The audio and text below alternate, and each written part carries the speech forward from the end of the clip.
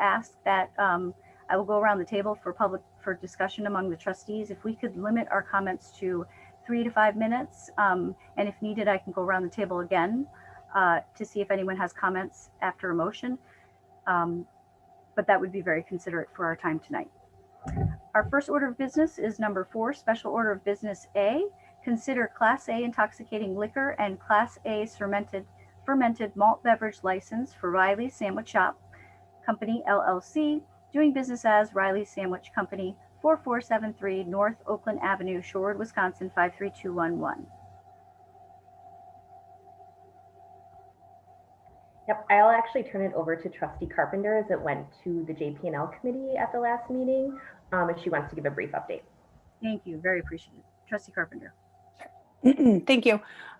So we at JP&L had the opportunity to meet with the Riley's Sandwich Shop. We're able to ask a few questions, felt comfortable with the application, and the vote was 3-0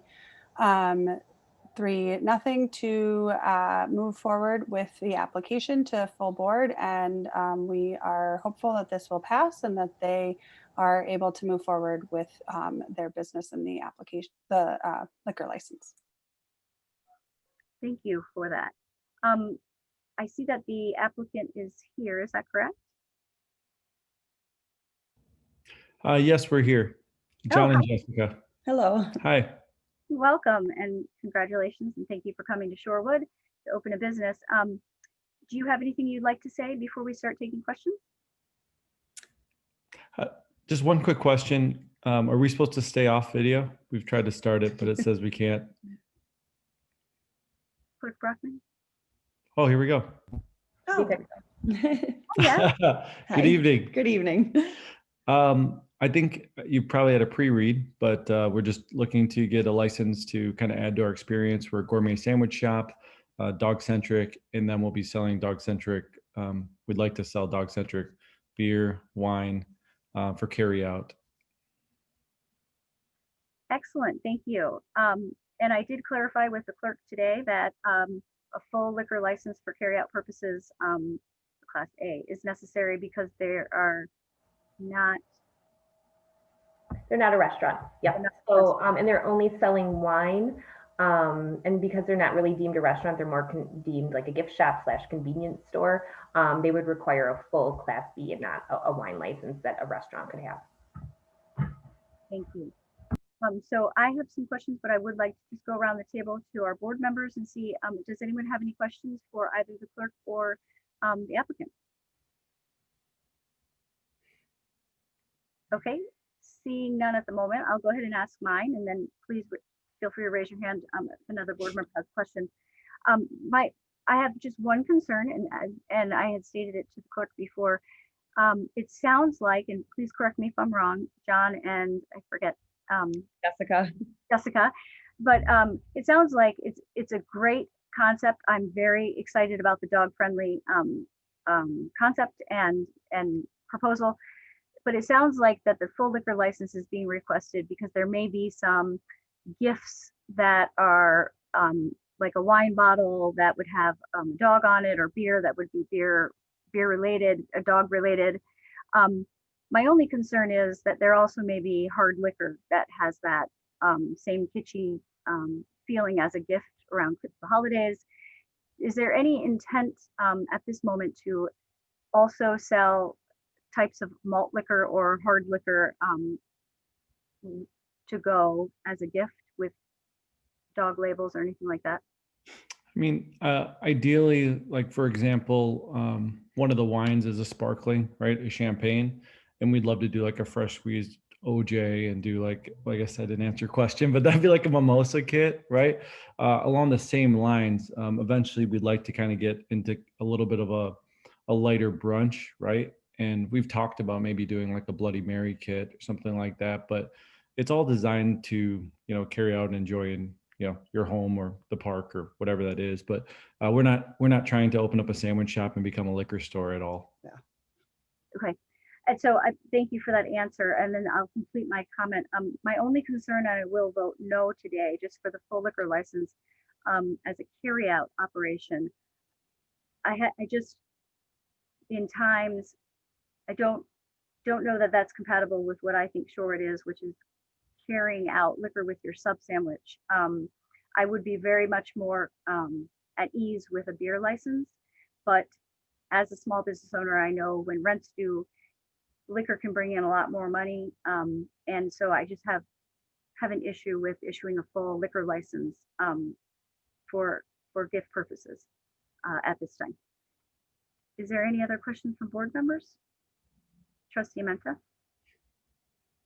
Yeah, I mean, this seems like a great concept for, COVID, when people really shouldn't be in restaurants, but hopefully there's an after COVID. And are you anticipating that your concept might change to more of a sit down or eat in, once we're back to normal? We don't. We anticipate that, half our revenue is going to be from delivery.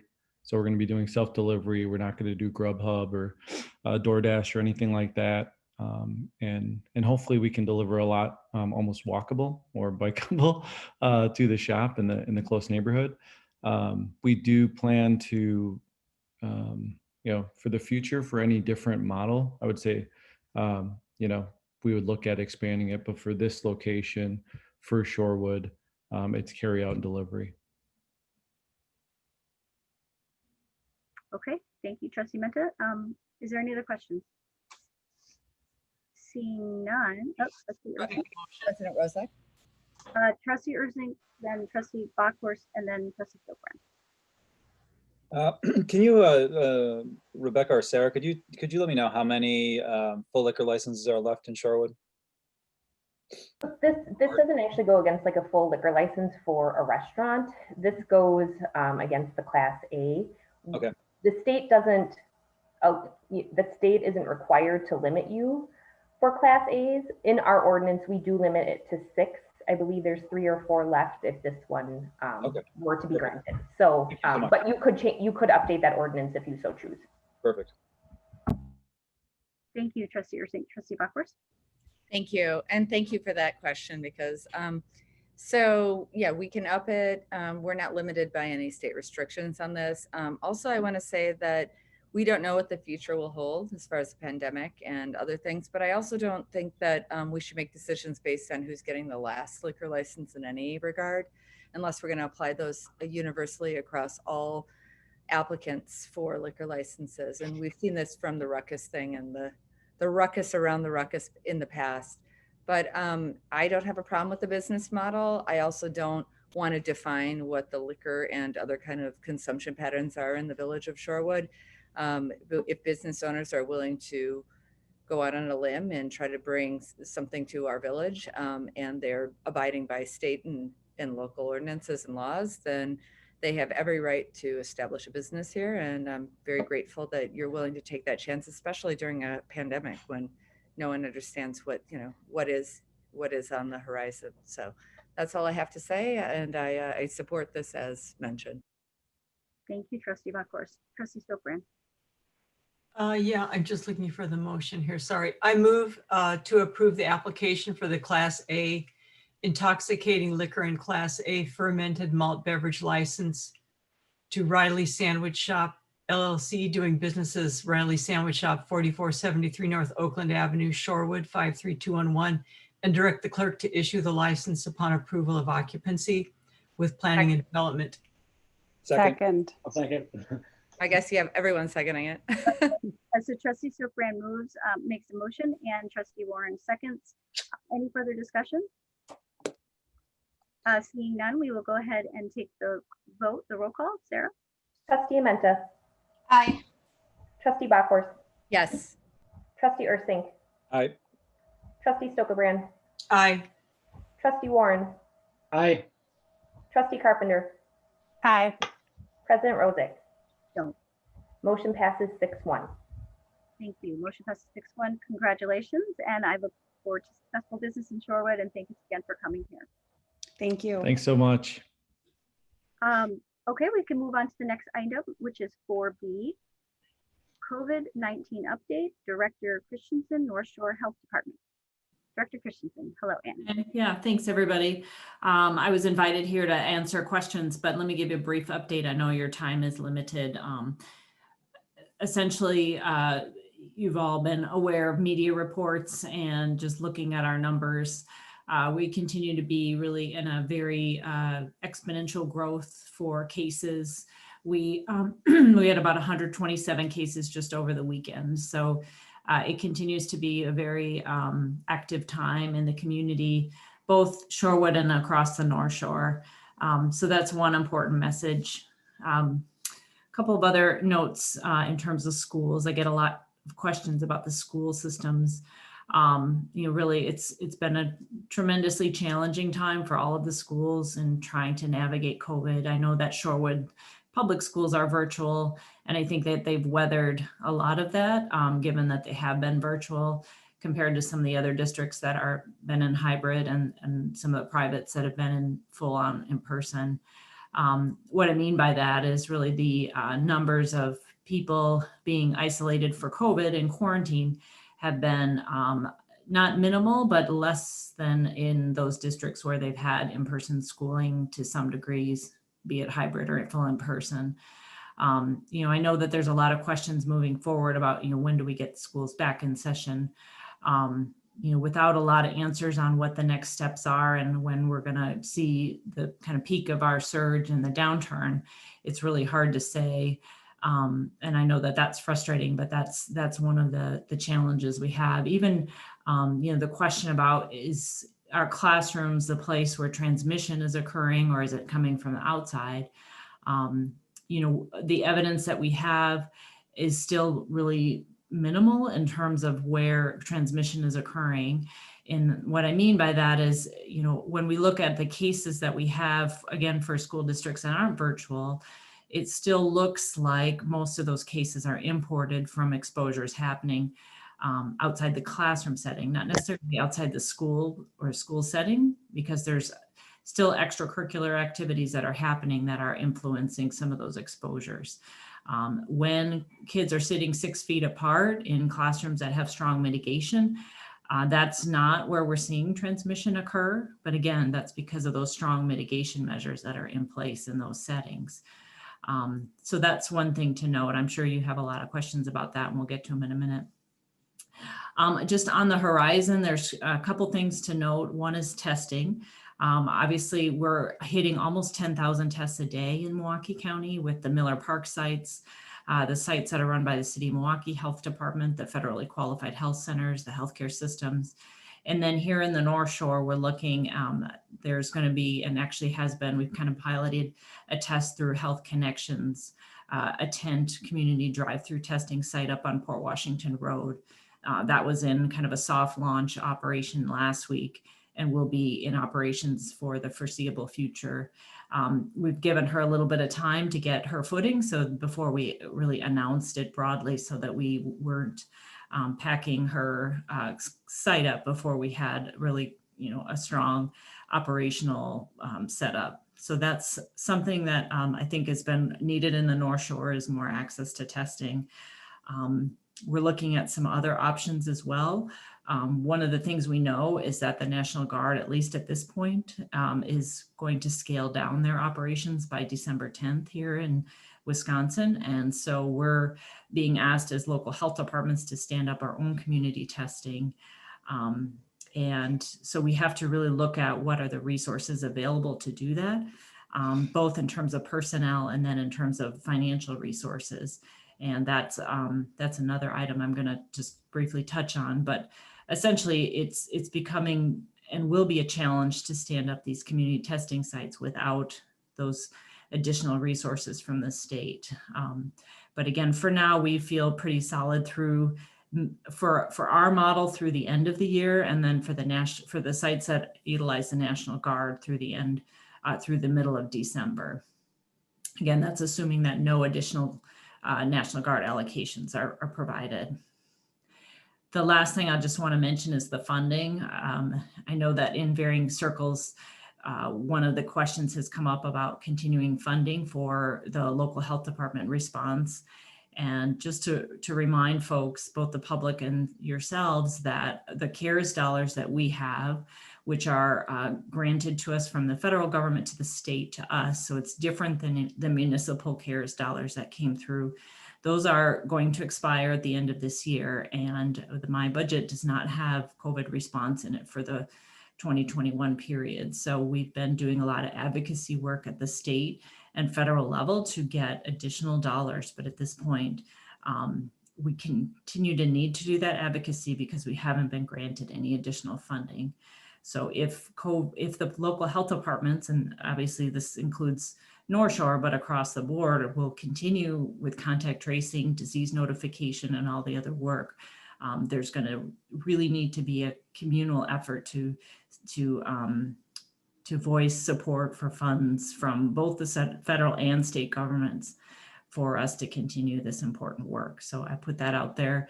The ICC submitted a letter to the state last week. I'm happy to send that to everybody to consider, the Village of Shorewood signing on a similar letter or a different letter.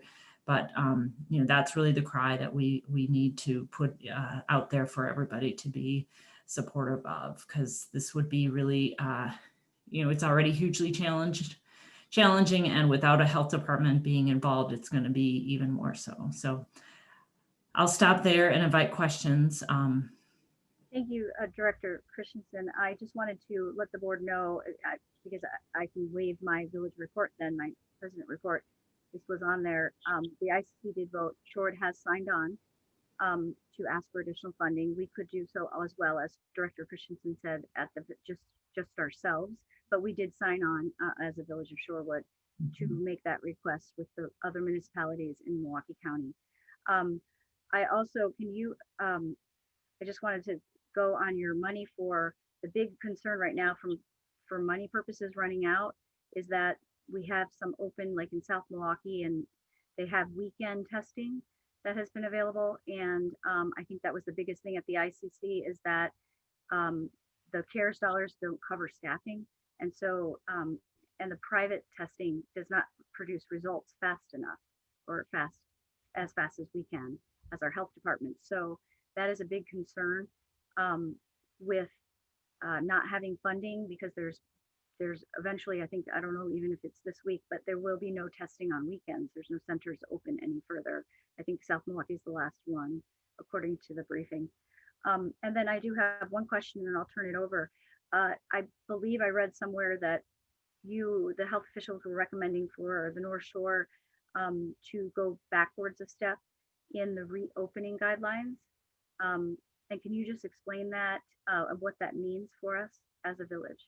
Sure. So we moved back to our phase B part of our plan. That was actually a couple of weeks ago. That turned us from gatherings of 50 to back to 10. So that would be, any gatherings. And then in terms of building occupancy, we also moved back. It's a little bit different than the governor's, which is 25% occupancy. Our restaurants are 50. And then places of amusement are 25. There's a whole list on our website with what phase B looks like. And given where we are, we're in discussions about even moving back further than that. These are guidelines, it's not an order, but again, it's strongly recommended.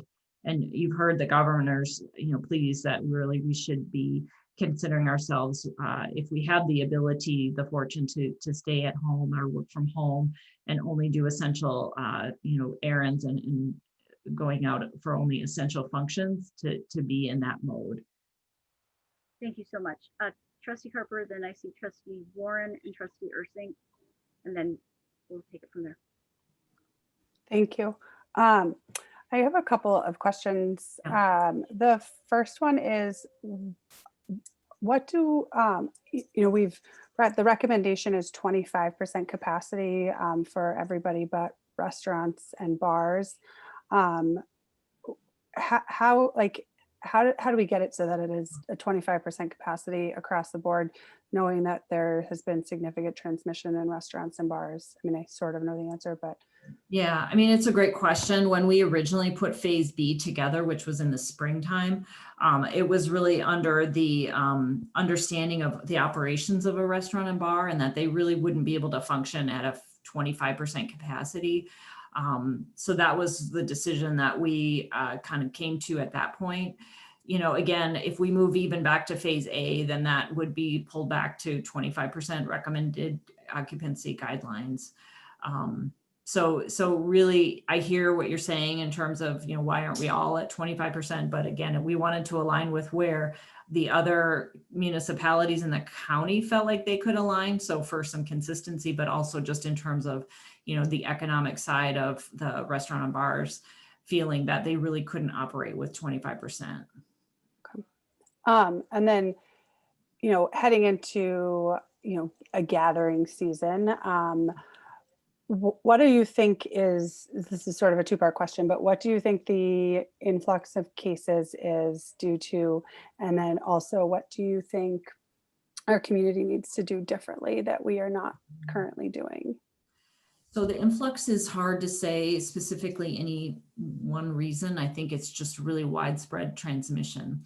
When we look at where, you know, kind of the age distribution of where cases are occurring, it is really impacting working age adults right now. So 25 to 35, 40, 35 to 55, those are two very large age groups that we're seeing many cases. And in the contact tracing and investigative process, a lot of people are discussing that they're acquiring and being exposed at work in lots of different places, the healthcare settings, you know, even office environments, et cetera. So there's really no one thing that's causing where we are with our surge, other than just tremendous numbers of people that are being exposed in lots of different settings. What could the village do differently? I think one of the things that struck me from a different public meeting the other day was the public not really realizing that we're at such a kind of high level of disease transmission and burden, if you will.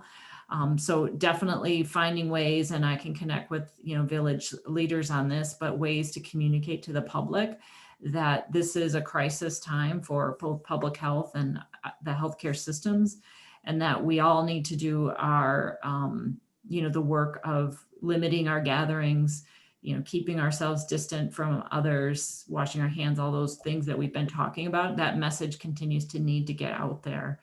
On a policy level, it's a really big challenge. Again, another municipality really framed it up well. Of it's hard for a municipal government to put out policy in a global pandemic.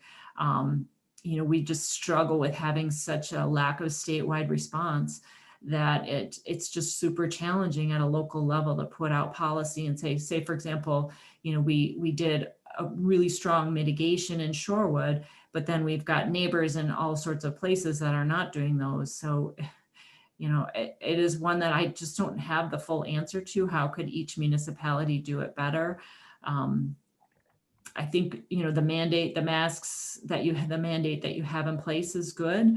I think, you know, whatever happens with the governor's orders will be important to have this at a local level. And I just struggle beyond that. Thank you. And my last question for you is, what do you need for 2021? You know, how can we support you? Because I can't think of anything that is more important to our community right now than COVID and keeping our residents safe. Sure. I mean, the funding is the biggest piece. I don't think that that's really, again, should be a municipal contribution. I think that that needs to be advocacy done at the state and the federal level. And so putting, you know, signing on to the letter similar to the ICC, I think that's already getting some traction. I think that the more, you know, we can continue to push that forward, we should hopefully start to see some recognition that this is a critical issue. Thank you, Trustee Carpenter. And Trustee Warren, I believe, was next. Thank you, President Rosick. Thank you, Director Christensen. I had a couple questions for you. You know, Trustee Carpenter's questions focused on kind of within Shorewood and what we can do. I kind of had some questions about surrounding areas. And maybe I'll just ask all three, and maybe you can just work through them in the interest of time. My first question is the rollback that we're having here in the North Shore, is that mirrored by Milwaukee? And maybe I've lost that, it's been a busy couple of weeks with the election and the numbers spiking, but I don't know where Milwaukee is. So my question was, that was my first question. Second question is, why is the National Guard pulling out resources of December 10th? It seems like the worst possible time for them to do that.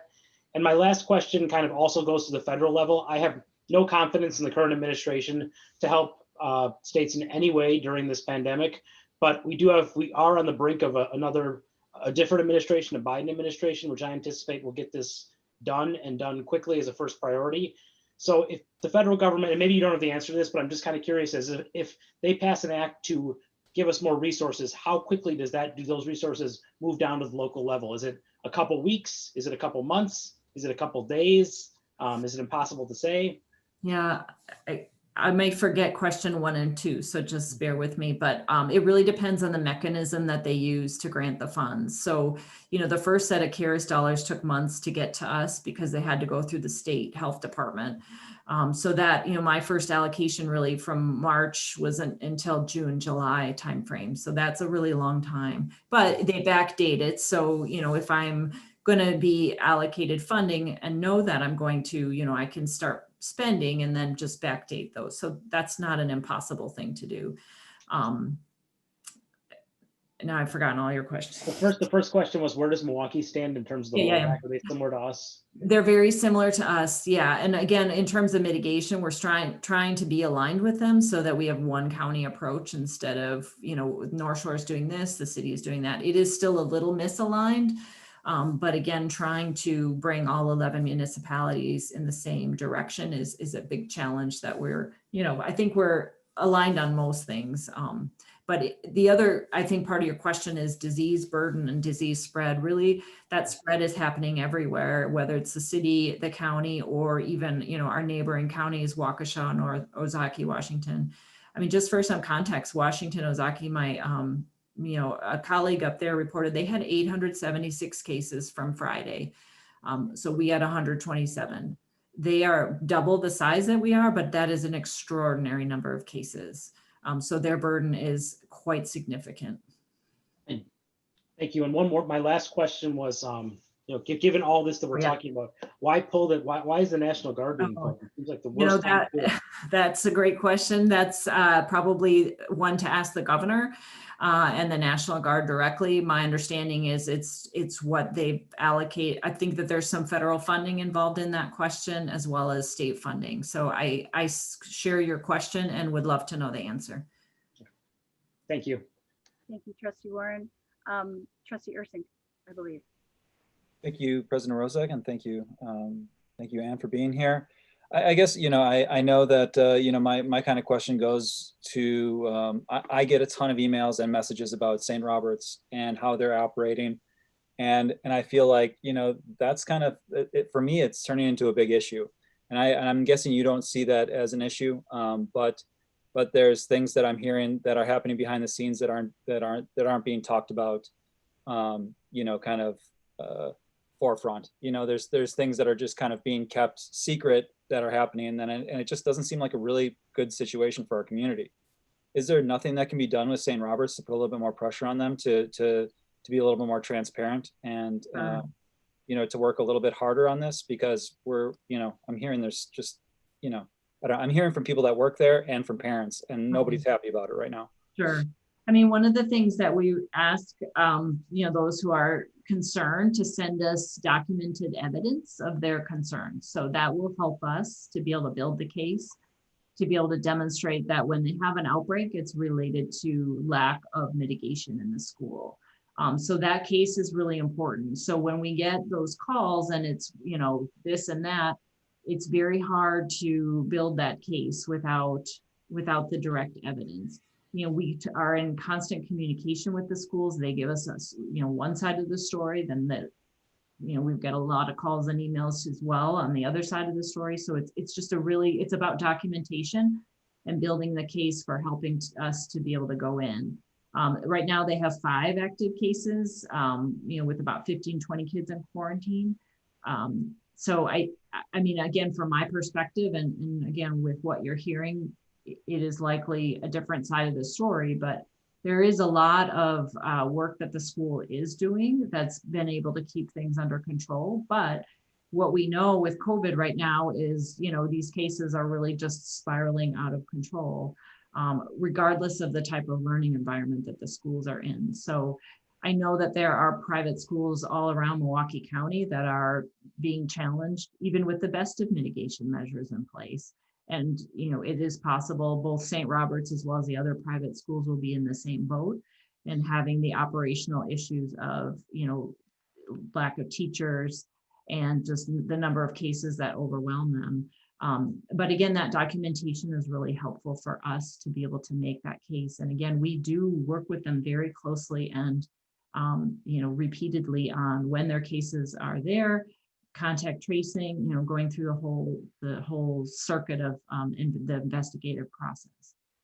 It's great. You know, I know with the holidays coming up and, you know, there being 15 active cases or 5 active cases, but, you know, what does that translate then to our community, especially with holidays? And, you know, it just, I feel like that's kind of becoming a little bit of a hot spot. And, you know, I don't foresee St. Robert's shutting it down anytime soon. And, you know, I guess you need to build your case as to why you would potentially shut it down. But I know there's a lot of people that are reaching out to me, and not, you know, not anonymously, but they really don't want to be, you know, their names to get out there because they don't want to get fired or they don't want to get, you know, they don't want to get in trouble from their place of work. So Sure. it's just an area of concern for me, and it's something that I'm going to keep on, you know, just, you know, doing my best to make sure that there's checks and balances there. Yeah, I think that's fair. Thank you. Trustee Bachhorst. And Thank you. And I appreciate this, Director Christensen, all the questions and all of the information that you presented with us. I do have some questions around those 15 active cases and contract tracing and how that's being handled in this municipality. And again, you know, being a municipality, one of, I think it's 7 of us that have a consortium, we'll say, or an agreement for one health department, but you've got basically, you know, 7 different municipal bosses, so to speak, that can be very problematic. Whereas the city of Milwaukee has, you know, the health department is solely under the jurisdiction of one municipality. So my question is twofold. One, can you explain a little bit more about how contract tracing is done at St. Robert's and other places within Shorewood? And also then the second part is how can we help as local legislators? Sure. So, you know, St. Robert's and the other schools in the North Shore are similar in that, especially with the private schools. So there's a portion of the children and the staff that live in the North Shore. We are notified by the Wisconsin Electronic Disease Reporting System of those cases just by the nature of reporting. What happens with a lot of the private schools is we are not notified of those cases. Often, and for the most part, those people, be they parents of students and staff, directly report those to the schools, and then the schools report that information to us. The schools also do a large part of the contact tracing because they know what the classroom setups are, they know what their playgrounds are like, and you know how they're cohorting the children. So you know, we have to put that on the schools to do that contact tracing because we're not in the schools and we don't know how spaced apart the desks are. But the schools, again, I'm not just speaking of St. Robert's, more generally, you know, again, we have educated them. They're aware of what the guidelines are for 6 feet for more than 15 minutes. So, you know, we feel fairly confident in our work with them and the discussions about, okay, who is a close contact to those cases, and you know they tell us who it is. They've offered seating charts in some cases, and so we're able to verify, you know, again from their records, yes, these are the close contacts. But again, that has to be on the schools. We do not have the bandwidth to do contact investigations on every school. You know, that would be us going in and really, you know, again, I don't even know how we would do that unless you had video cameras in all of the classrooms for us to be able to say, okay, these are the people that would be in close contact. So that's, again, really on the schools to do and to notify us and to maintain those lists of kids. So the cases, again, are really what we know of is the people that live in the North Shore. The schools have been really, again, not just St. Robert's, but all the schools have really picked up a lot of the burden of, managing cases and contacts from their perspective of the schools. I know it's not a perfect system, but again, when we're getting so many cases, it's really just kind of what we have to do and what we have available to us. In terms of your question, what can legislators do? I mentioned about funding. I mean, again, funding is more general than just the local health departments. I know that the school districts could utilize additional funding to help with their COVID response as well. If we're going to be looking at additional shutdowns or additional impacts on the business community, I know that that would be really vital to be able to have that economic support. So there's a lot of advocacy things. Again, I know that that's limiting at a municipal level, but I still think it's critically important to do that so that we can have one robust response and be successful as a state by being successful as a municipality. And I have a follow-up question to that, President Rozek. And I hear what you're saying, if we want to be cohesive and have one response, but yet we're talking about different municipalities with different local responses, as well as the lack of a state or federal unified response. I know we all just heard recently Governor Evers, I don't even know what I would call it, state of the COVID, which was basically a strong recommendation. And I understand he's dealing with an entire state that has municipalities that have very different responses to this pandemic. So, and yet we're talking about a microcosm here, but yet still North Shore, which has 7 different municipalities contained within our health department system. So what I did hear from this that I find quite curious, and maybe this isn't a question, but more of a reflection, is that the schools, and again, in this case, we're talking about private schools, right? Who in St. Robert's case have increased by, I forget the number of students, it was 80 to 100 and plus students during, as we saw a decline in resident enrollment in enrollment of public schools, right, that have been shut down. So we're asking a private school that benefits from being open and benefits from increased enrollment to self-report and do contract tracing and all these other things. I guess maybe this is more something for the rest of the board here. And I'm not trying to single out St. Robert's or private schools in general, but just when you are a for-profit or even a nonprofit institution that relies on state and other kind of and private funds, and yet you're the own, in this case, I'm just going to say it's the wrong terminology here, but your own police, right? You're being asked to report out the information and do all these things without any kind of governmental or any kind of school board oversight. That is a really tricky situation. And I'm not saying that they're doing anything nefarious here, but I would say that it might behoove this board to maybe look into that as our numbers are increasing so dramatically and drastically, as Director Christensen said, in the North Shore. And even though Shorewood is one of the municipalities that seems to have the smallest amount of increase, we are the first, as we all know, to develop a mask policy and to be very proactive in a variety of things. So again, I'm not trying to pick on anyone, but I'm not sure that we might want to look at how we investigate and where we allocate some resources going forward during this pandemic, as far as contract tracing and maybe having an independent body do some of the things that we're having the people, the school district itself. So anyway, thank you. That's all I have. Thank you, Trustee Bachhorst. That was a great suggestion. Trustee Amenta and then Trustee Carpenter. I just want to clarify, I'm not sure how this conversation became about private schools and public schools. I think it was about COVID generally and a more general community discussion. But when you say that there are 5 active cases at St. Robert's and I forget 15 in quarantine, I mean, right now in the Shorewood School District, of their latest announcement, they have 29 people in quarantine. So when a school is reporting like 29 people in quarantine, that I'm assuming that doesn't mean that those people got it in school. It just means they're in quarantine because of could be at a family event or could have absolutely nothing to do with the school. Am I interpreting that correctly? Yes. Okay, so I'm not sure where this whole discussion, which it seems every time we talk about COVID, somehow we're talking about a small private school in our community. And I frankly think it's, I'm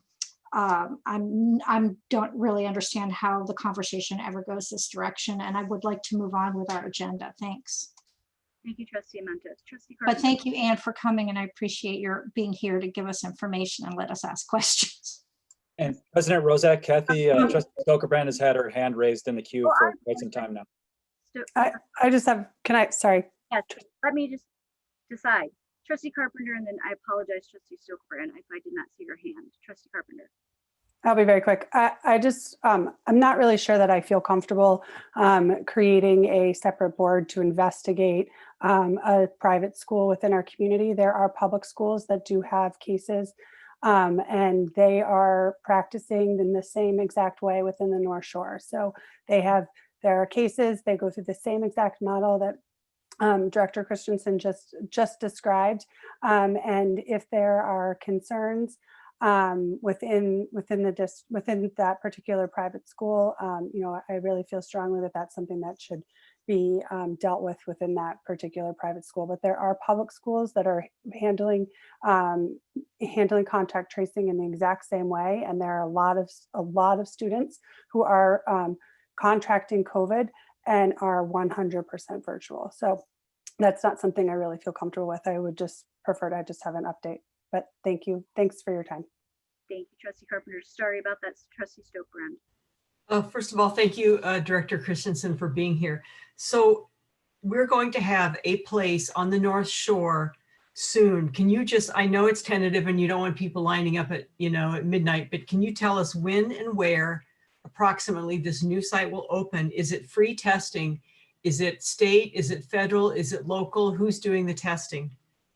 Yeah, I'll send Rebecca the flyer. You guys can put it in your manager memo, but it'll be on about 4500 North Port Washington Road in Glendale.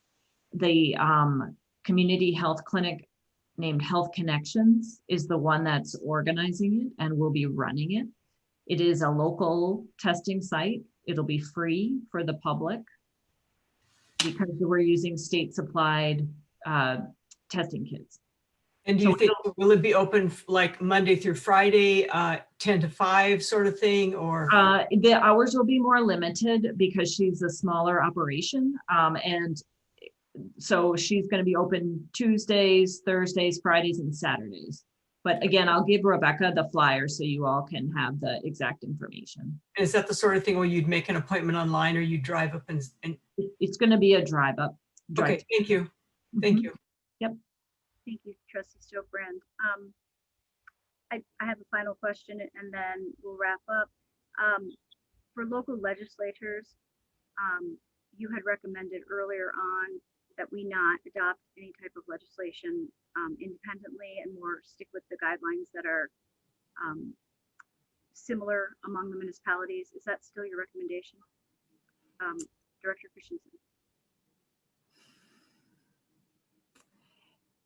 It is to stay with the guidelines, but again, working with other municipalities, we're discussing what other options are available for us across the county.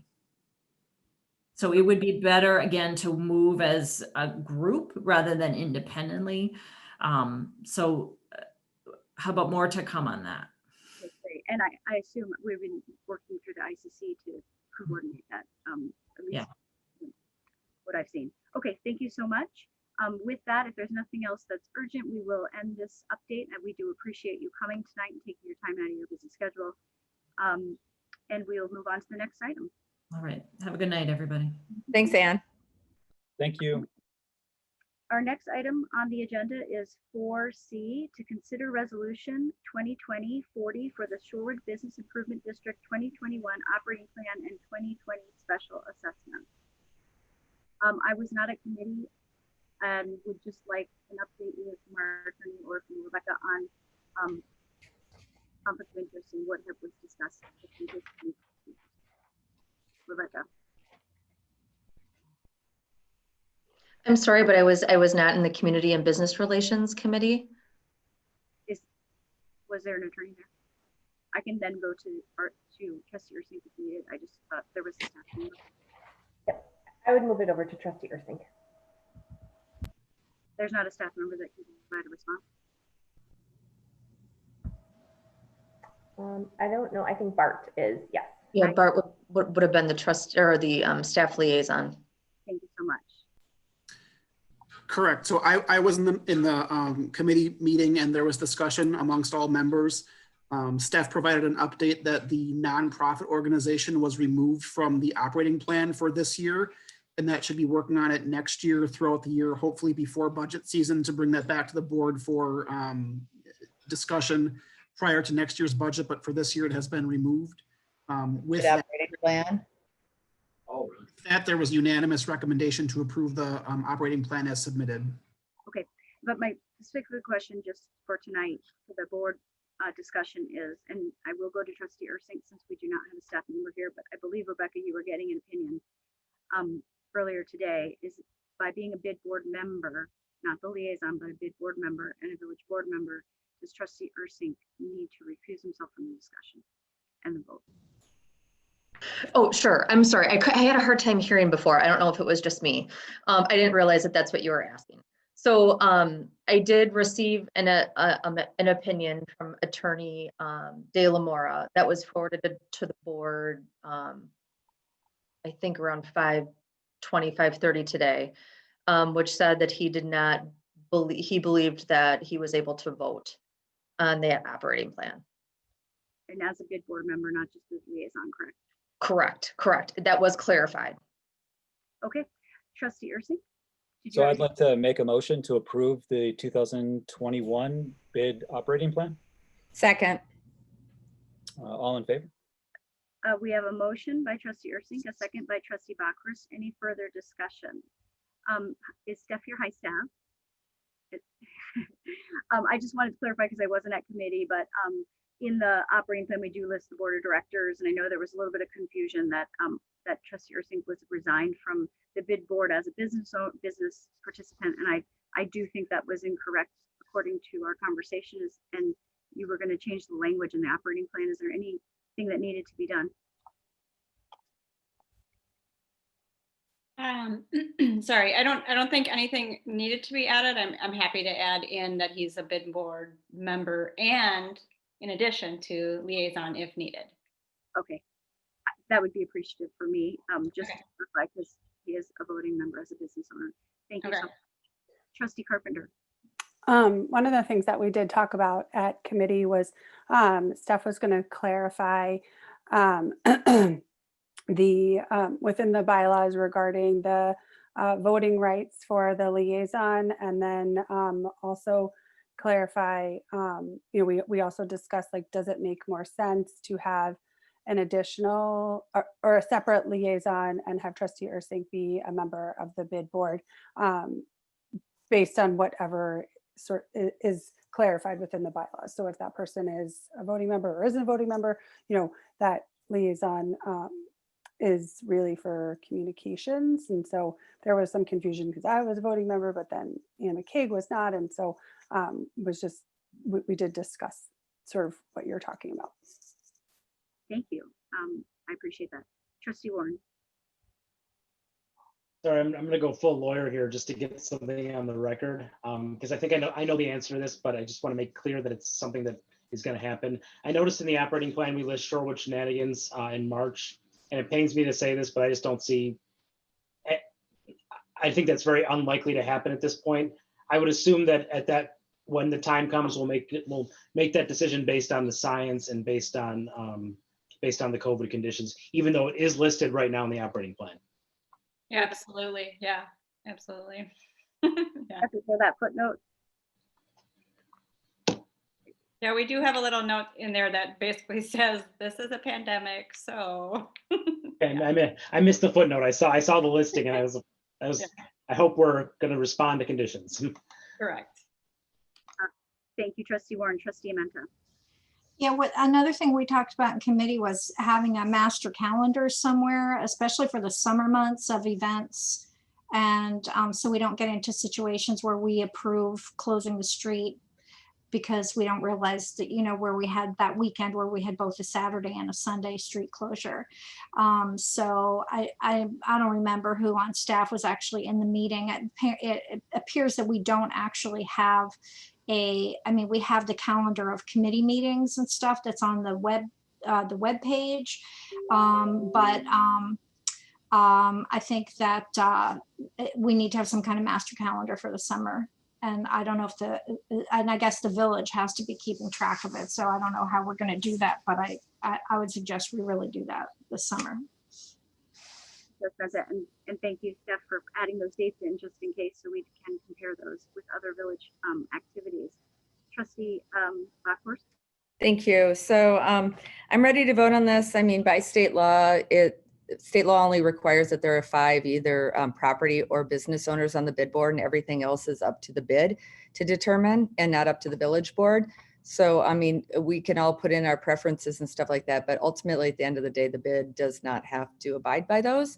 So I would recommend that we move on and take the vote. And if people have suggestions that they want to forward to Director Stephanie, I'm sorry, I forgot your last name, Steph. I wouldn't just call you that you do. Salvia, right?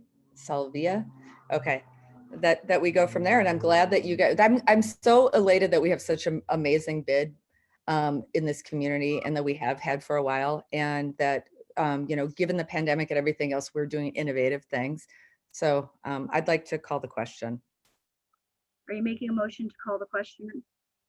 Well, I see that Director Emmanuelson has something to say. So I guess I will withdraw my call to question, but yeah, okay. Thank you. Trustee, I'm trustee. Hi, Mark. Did you have something? Yes.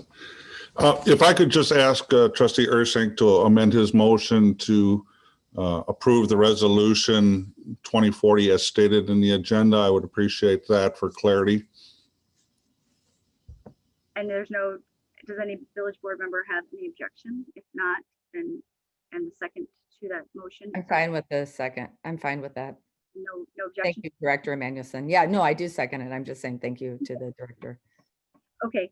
All right. With that, it doesn't appear we have any more questions. I do want to say that I'm not sure that Trustee Bachhorst's comments on bid membership is correct. However, that's for a different day. So with that, can you please call the roll? Yes. Trustee Carpenter. Clarification, we're voting on the motion? Correct. Aye. Trustee Hrc. Aye. Trustee Stokebrand. Aye. Trustee Warren. Aye. Trustee Amenta. Aye. Trustee Bachhorst. Yes. President Rosick. Yes. Motion passes 6-1. Yeah. Thank you so much, Stephanie, for our staff for walking us through this for this year. And we look forward to a great successful year at the bid. A point of clarification, President Rosick. In order, is that whatever the point is of parliamentary procedure, I just want to know what it was a 6-1 vote. Did I get that correct? And just want to know who the no vote was. I believe it was, what was the total, the tally, Sarah? I had 6-1 as President Rosick voting no, unless I heard that incorrectly. For today? Correct, for the bid. Oh no, I approved the bid operating plan. Okay, I'm sorry, I apologize. I heard you as a no, so it's 7-0. Thank you. Okay, thank you. Anything else on that? Okay, thank you so much. We will move on to special, let's see, we're done with our special order of business. We will move on to the consent agenda. Items under the consent agenda may be acted upon by one motion. If in the judgment of any village board member, a consent agenda item needs discussion, the item can be placed in the items removed from the consent agenda. Do I have a motion to approve the consent agenda? So moved. Second. So motion made by Trustee Warren, second by Trustee Bachhorst. And do we have any items for removal? Trustee Amenta. I'd like to remove 5E. Okay. Any other removals? With that, do you want to take a call, Sarah, for approval of the consent agenda with the removal of 5E? We usually just, for approval, we just do all in favor, and then we move on to what's pulled off, and we'll take roll call for that. I apologize. I thought we would do everything by roll call during this meeting now. Yeah, so everything's being approved except 5E. So I'll just take roll. Trustee Bachhorst, Yes. trustee Ursink, Yes. trustee Stokebrand, Aye. trustee Carpenter, Yes. trustee Warren, Aye. trustee Amenta, Aye. president Rosick. Aye. Motion passes 7-0, and then 5E is withdrawn. Okay. Thank you so much. We will now move on to 5E. Trustee Amenta, if you wanted to go over that is too. Yeah, I just had an issue with the process that we've used for the HRC appointment here. I mean, I went back and looked at the code, which we adopted not that long ago, and Tyler and I were both involved in drafting that code. And that specifically is a board appointment. It is not one that the president makes and the board approves. It is a board appointment, and it specifically says that the JP&L committee will make that appointment. So I would like this to be referred to JP&L to review applications, because I know, I mean, I've talked to some people who I asked to apply. So I'd like to have a chance for the board at least to see who the different applicants were. And I want us to follow the process that we adopted by Village Code. That's the legal process. So I would move to refer, well, one of them is Design Review Board, right? Public art. Can someone give me the page number of the packet? Because I'm working from a PDF here. 263. Thank you. Okay, so I'll move appointment of Design Review Board. Oh, just the new person for public art, Jesse Chihak and Kenneth Vonderberg to the Public Art Committee.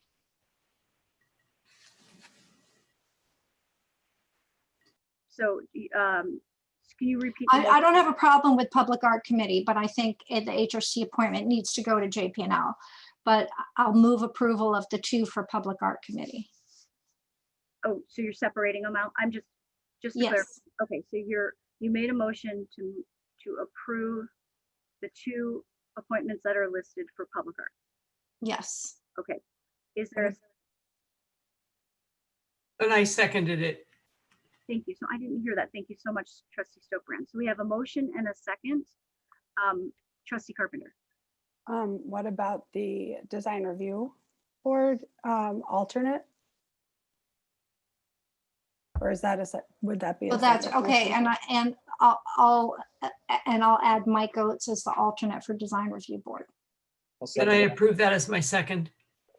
And is there objection to that? I don't have an objection as long as that's the remainder of the slate, correct? Is that Trustee Carpenter, just to verify? Okay.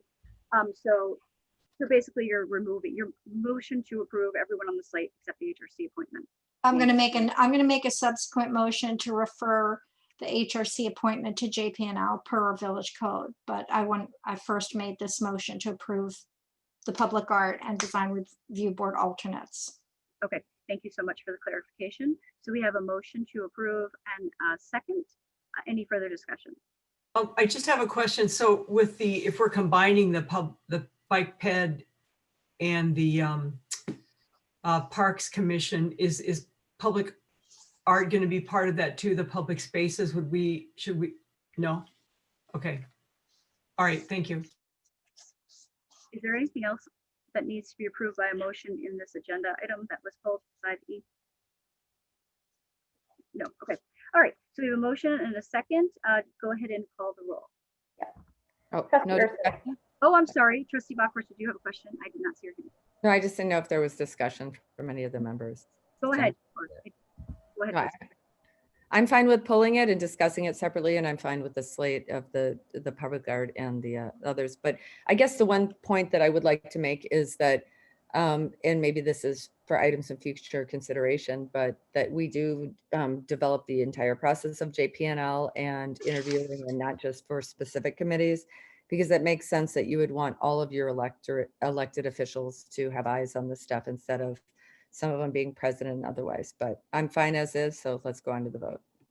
Thank you. And I would like to make one comment. I was going to do it the next one, but before we call the roll, So I don't remember, Rebecca, if we included in the packet the attorney memo on this topic as requested. I don't believe so. What? So just to clarify, there was an attorney opinion when we get to the next portion for HRC, but there was an attorney opinion on the process of appointments that some beyond HRC, every other ordinance, that JPNL is a discretionary referral by the village president when needed. I just wanted to know where that opinion is. I had asked for it to be in the file. We spent a lot of time on it. I'm sorry, I wasn't aware that it was supposed to be with the memo this evening. I'm happy to look for it, but I don't have it at my fingertips at this moment.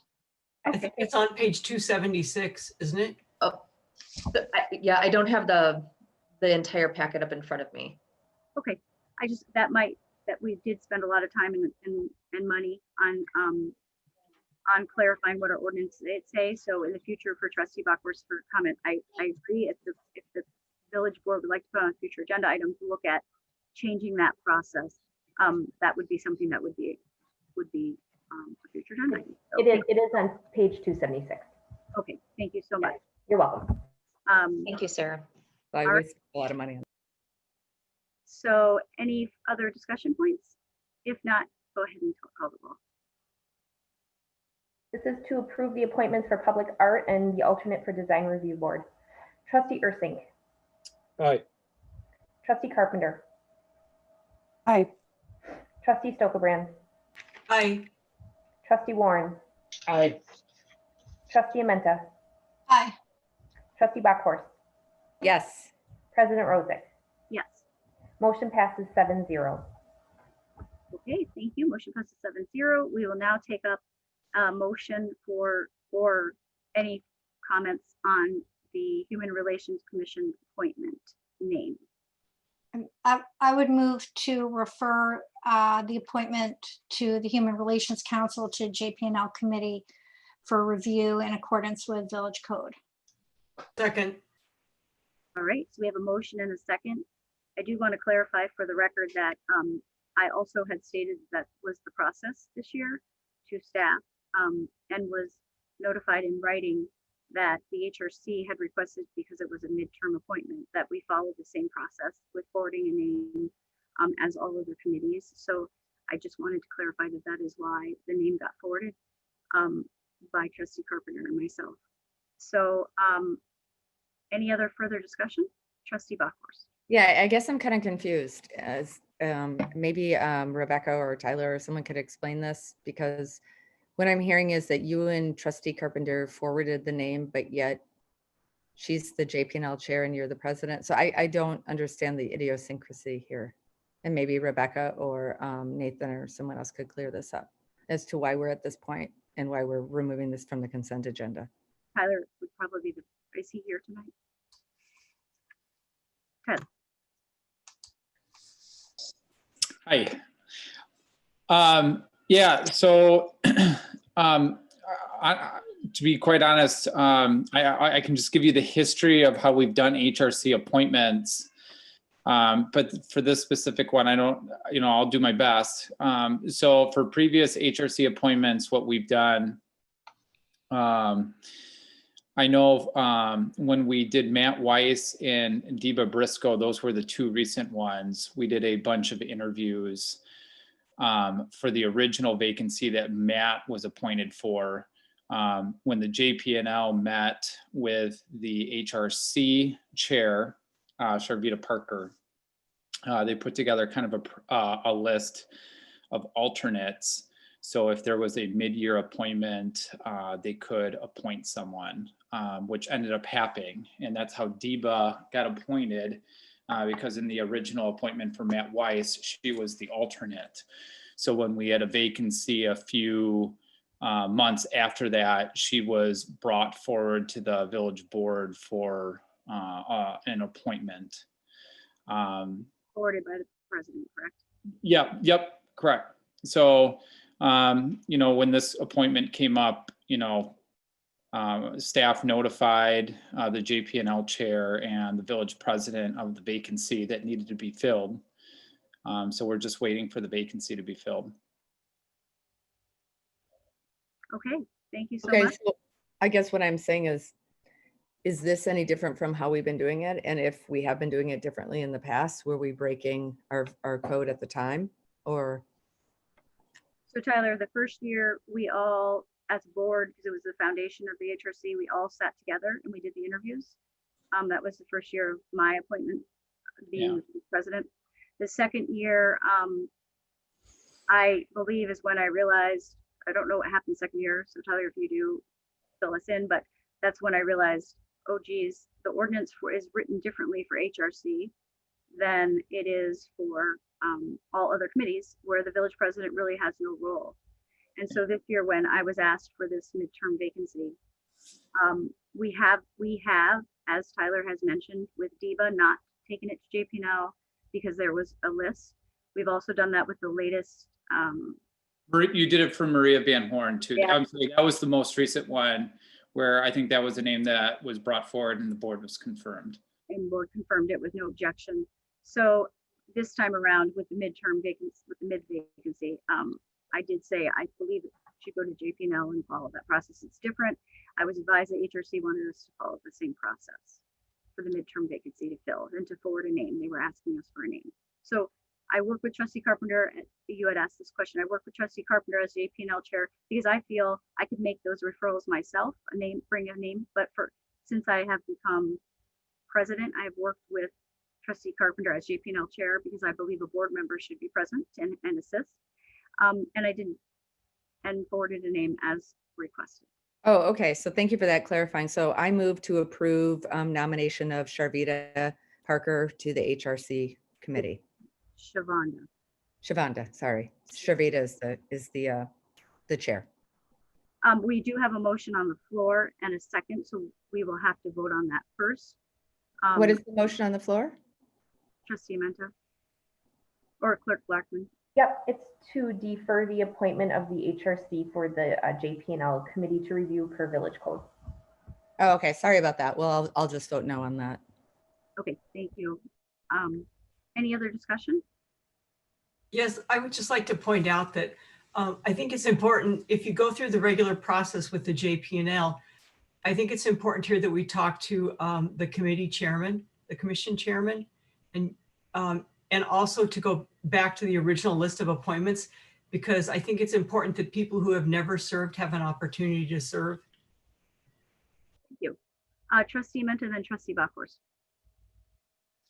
I just want to say, I mean, we've had a lot of different ways that appointments have been happening over the past couple of years. I mean, we had one year that Trustee Maher and Trustee Carpenter and I went through every committee and looked at the vacancies and looked at the applications and reviewed them. So, I mean, we've had a variety of ways of doing it. I do think that the last appointment that did not, I should have objected to that because it did not follow the process, but I kind of gave up. But I do think that just because we haven't been following the correct process doesn't mean that we should continue doing it that way. I think we should try to follow the right process. Thank you. Trustee Bachhorst? That's a great point that you make, Trustee Menta. So you can reconsider that vote if you voted in the affirmative or in the prevailing side, so that we can follow the normal process on that, which would probably be a good idea and a good way for us to prove to this candidate that we are, standing by our word and following appropriate process. The other thing I want to say is that I can't remember who it was Trustee, maybe Stokerbrand or someone who had said that we want to give new people the opportunity to serve. And I can say, quite frankly, that the President Rozek had put forward David Price from the Reliance, who had served on the bid board before, as a bid board candidate. And this board voted, I think it was 4-3, to advance that candidate of someone who had already served 1 or 2 terms in the past. So I'm sensing a lot of inconsistencies in our process here. And I've brought this up before and others have as well, as far as how do we look at committees, commissions, and all this? Do we want to go with it sounds to me like there's a lot of confusion, that many of the people who voted one way on this are voting a different way on different times. And I wouldn't want anyone to be given the impression that we're taking this out on any particular people, because I know that the removal of this officer or her stepping down from this commission was pretty contentious, and we had a big discussion on this. So I wouldn't want anyone to have that impression that we're taking sides based on any person in particular, myself included. So the fact that we have lack of uniformity and standards, and we are voting one way or voting against, things, and voting against our code, and sometimes it's the president, sometimes it's not, sometimes we're okay with that, sometimes we're not, that we really take a deep dive and look at being consistent as a board. So where that leaves us right now, what I'm hearing is the last round of votes wasn't necessarily legit. This round, we're doing something differently. So if we're going to do it for one, we got to do it for all. And this was we had a heated discussion on this in the past. And so given the fact that the terms of her leaving, that commission were pretty heated, and given all the racial and other kind of tensions that we've had in this village, and the fact that as a board, we probably want to step up and be thought leaders and be good stewards, I would recommend that we vote to approve her tonight. She wants to be on this. She did not serve a full term. And some of the board members here, were on that, whatever. I'd say we step back, we let her serve the term that she was originally appointed to by the correct process. Thank you, Trustee Bachhorst. And to clarify, we did forward her name as requested by staff. And that was a choice of myself with Trustee Carpenter's input. Trustee Amenta, and then, well, actually, you've spoken once. I apologize. Trustee Warren, and then Trustee Ursink, and then Trustee Amenta. I just moved to call the question. Do we have a second? If I'll not, second. okay. Do we need an all in favor? Or call the roll? Go ahead. I'm calling the question. I'll call the roll. This is to call to question. Trustee Carpenter. Yes. Trustee Warren. Aye. Trustee Amenta. Aye. Trustee Bachhorst. No. Trustee Stokebrand. Aye. Trustee Ursink. Aye. President Rosick. No. Motion to call the question passes 5-2. Okay, thank you so much. We will now take roll call on the motion. Can you repeat it and then call the roll? Yep, this is to refer the appointment for HRC to the JP&L committee to review per village code. Trustee Stokebrand. Aye. Trustee Warren. Nay. Trustee Amenta. Aye. Trustee Carpenter. Nay. Trustee Bachhorst. Nay. Trustee Ursink. Nay. President Rosick. Nay. Motion fails 2-5. 3-5. 3-4. I only have 2 No, nays. it was 2-5. 2-5. Oh, okay. Apology. 2 nays. Yep.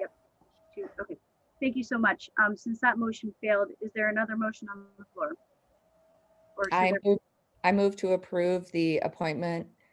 Sorry, I don't have it in front of me. Repeat her name, please, someone. Shavonda Sisson. Thank you. Not Sharvita Parker. Shavonda Sivens to the HRC. Second. Okay. It's Sisson. Sisson is how. Thank you so much Thank you. for the clarification. Is there any further discussion? If not, Sarah, please call the roll. Trustee Amenta. No. Trustee Bachhorst. Yes. Trustee Ursink. Yes. Trustee Stokebrand. No. Trustee Warren. Aye. Trustee Carpenter. Yes. President Rosick. President Rosick. Okay, sorry. Motion passes 5-2. Okay, thank you so much. Motion passes 5-2. And that completes the consent agenda, correct? That is correct. Okay. We will now move on to item 7, public hearing. We do have a public hearing tonight. It is the 2021 proposed Village of Shorewood budget. There's a staff presentation, and then we will have questions from, oh, I don't know that, public hearing. We will have staff presentation, then please clarify as a point of order, do we have board questions or does it go straight to public comment? So you will open it up for public comment during the public hearing. Then the board will have the questions answered, if any, during the staff presentation. Oh, okay. So there is that middle. You can take those questions after, and then you'll just formally open it up to citizens' comments during the public comment portion. Okay. I believe this, just for a point of clarification or order, I do believe that it was requested that we pull that out last time because the discussion for the board, and Attorney Bear, maybe you remember this, but the discussion for the board didn't seem to fit under public hearing before the public hearing. So anyhow, I see they're listed together, and that's fine. I don't know if that's the correct procedure. Sure, as long as the purpose and intent is to make sure that anyone from the general public that wants to weigh in on the budget has the opportunity, and that we reference the time in the meeting when the public hearing is open and when the public hearing is closed.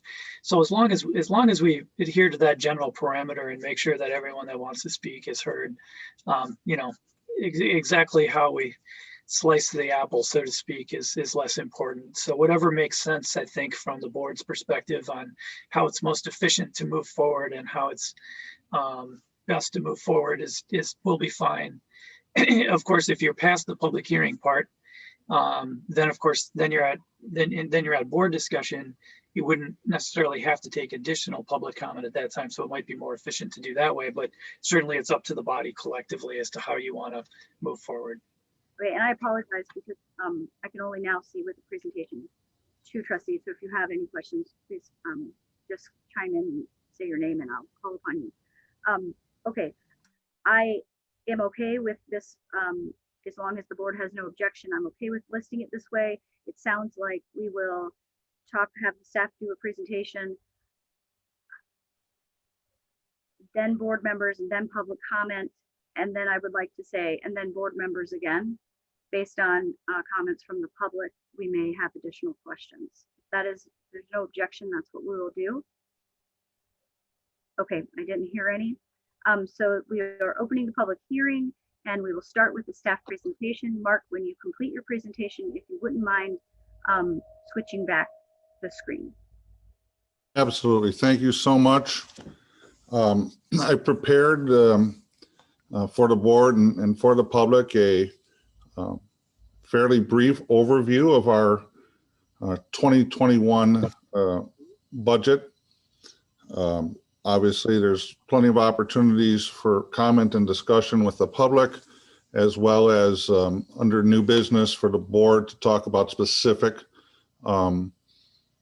budgetary issues that may need to be addressed before consideration. So with that, Rebecca, if you wouldn't mind, is advancing.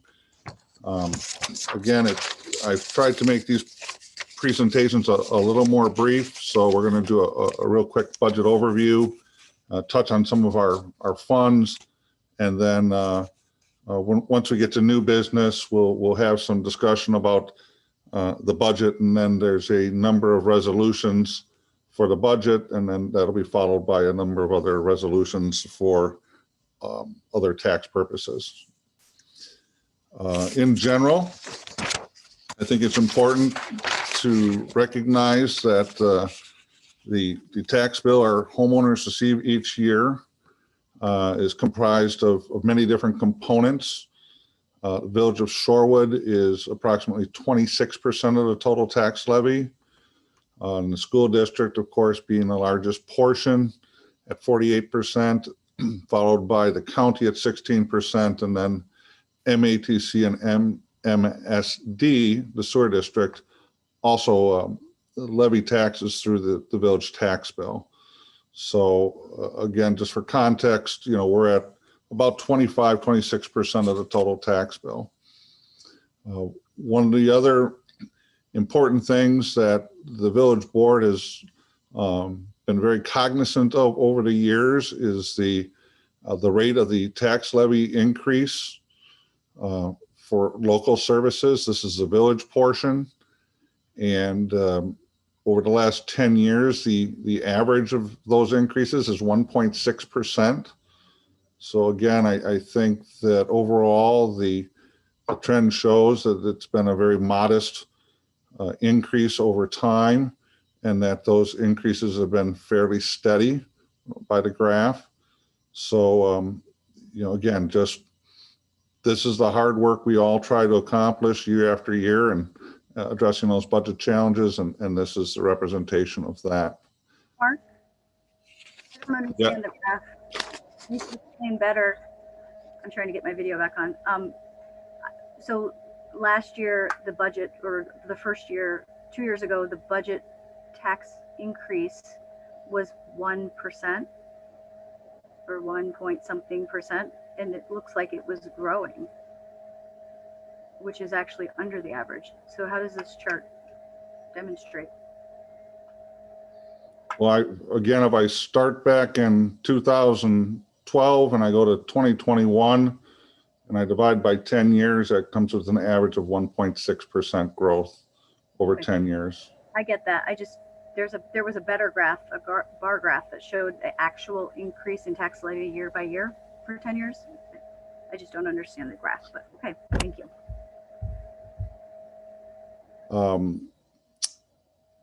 No, I've lost my train of thought. No, the tax bill does have two primary components that we've always looked at. The biggest component is for operations and capital. The other component is debt service. Again, I think it's important, and I think the board concurs, to keep an eye on how big of a slice of the pie the debt service tax levy represents as a part of the total budget.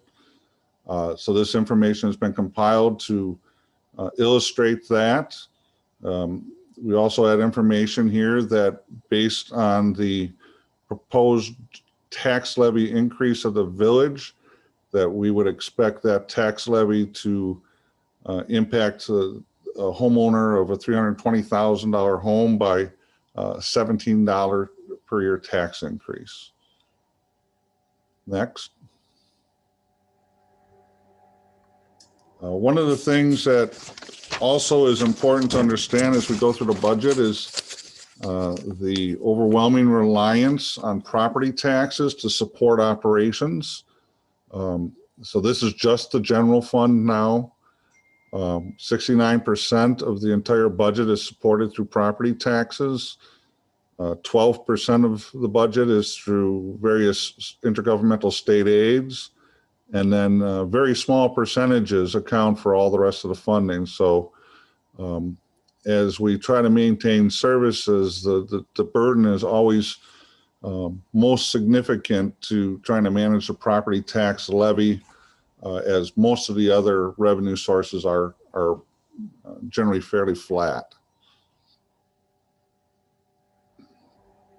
On the other side of that, looking at the general fund budget in whole, this slide shows how our expenditures break out by service areas. 32% of the general fund budget is for police and court services, 26% for other public safety, which is fire, EMS, dispatch services, 23% for public works, and then some other smaller slices for the other types of government activities that support municipal services. We're looking at, we'll just back up one sec. Again, we do have some narratives here. General fund expenditures did increase by 2.9%. Salaries increased by 2.6%. Other governmental payments for primarily fire and dispatch services increased by 1.4%. And then there's just a little note that other includes $225,000 of reserves to support capital costs. Next.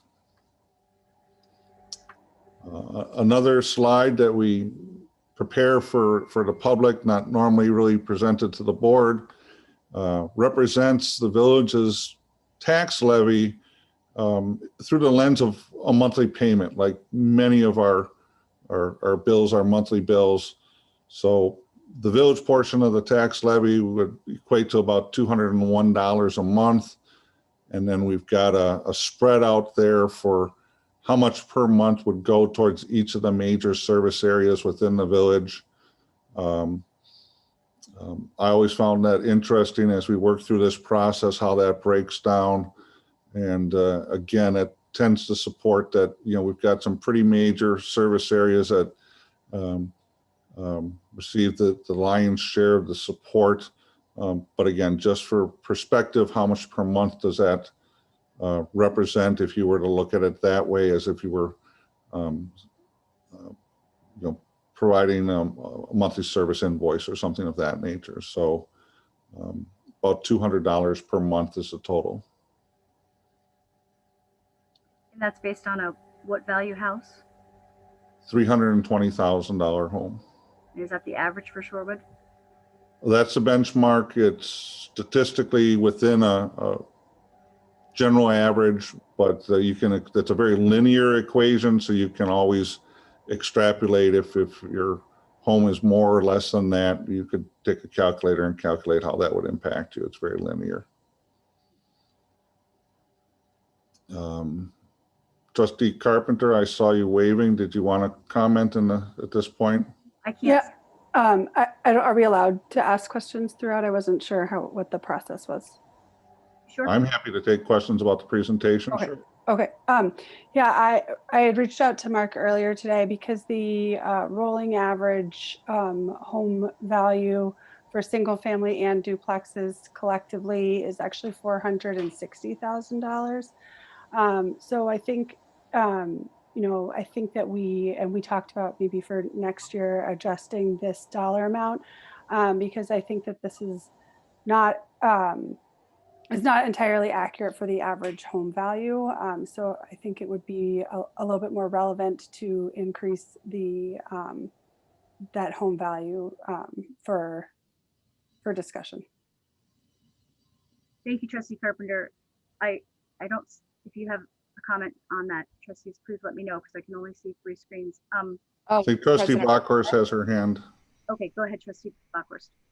And this is not a comment on Trustee Carpenter's comment. It was more on, just for clarification, Mark, you had mentioned that in the previous or the one before that, the screen regarding the amount of revenue that comes from property taxes. I think one of the important things that, you know, since we're all kind of wonks here, that we forget to mention is by state law, that's not a decision necessarily based on from our village board or from, but that is just how revenue is generated in the state of Wisconsin regarding, it's primarily, I think we're either the highest or the second highest in the nation that relies on property tax. And in the absence of changes at the state level, this is how, in general, we have to fund services because the ability to look for new revenue streams is very, very limited. Thank you. Yeah, just so that people that might not be as aware of the budgetary process are not thinking that we as a board want to make that decision to rely so heavily on property taxes, because I think I'm pretty sure that the majority of us, if not unanimously, would like to move away from that unsustainable model, but our hands are kind of tied. So thank you. Thank you so much. Is there any other hands up at this time?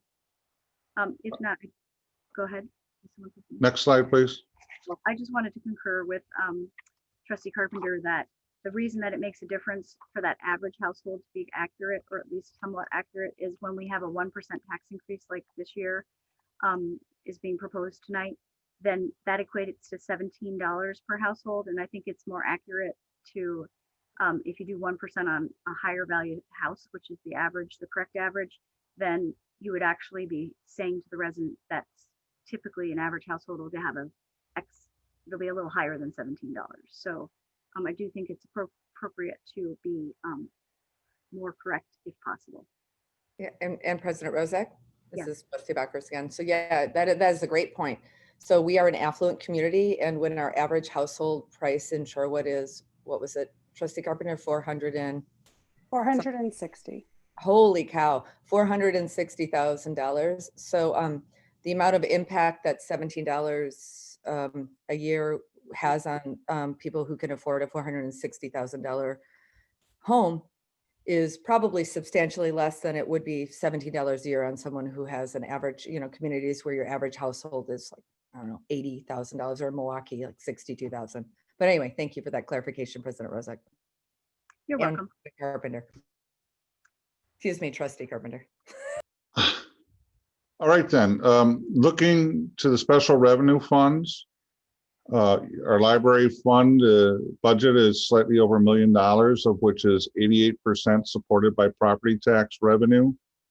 Their operating budget increase this year was just over 1.1%. However, because of a reduction in some other revenue sources, the tax increase was 2.1% for supporting the library. Again, just working the numbers again, how they interact, what isn't funded by other sources must be funded by property taxes to make up the difference or reduce funding support. And that's staffing, correct, for the library?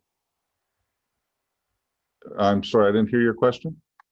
That's staffing. The property taxes are used in the library for staffing. It's used for their operational budget. Yes. In the Elder Service Fund, their budget was little over 182,000, and about 62% of that is supported through property tax levies. But they do have significant other funding, in particular, a little over $60,000 from the William Benjamin Fund that supports a lot of their programming activities.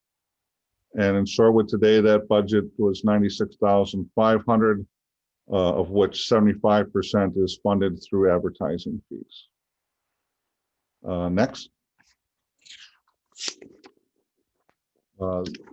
As previously noted, debt service is a significant expenditure for the village. So we provide some additional information on that. The pie chart there shows that 46% of our debt service is supported by property taxes, and 54% is supported from TID incremental revenues. This year's budget for debt service is $1,924,735, which is a 5% increase from 2020. And that is part of a long-term strategy to manage the rate of increase for the debt service tax levy that the village has been adhering to. So, that'll probably be a pretty steady factor for the next several years. Mark, Yes. do you have, for debt service, we have two types of debt. One is debt for general operations like capital expenses over time that we borrowed from, that we're still funding, still paying for, that we borrowed for. And the other is for subsidies through TID funding. Do you have the breakdown of how much of our debt remains for those two different buckets?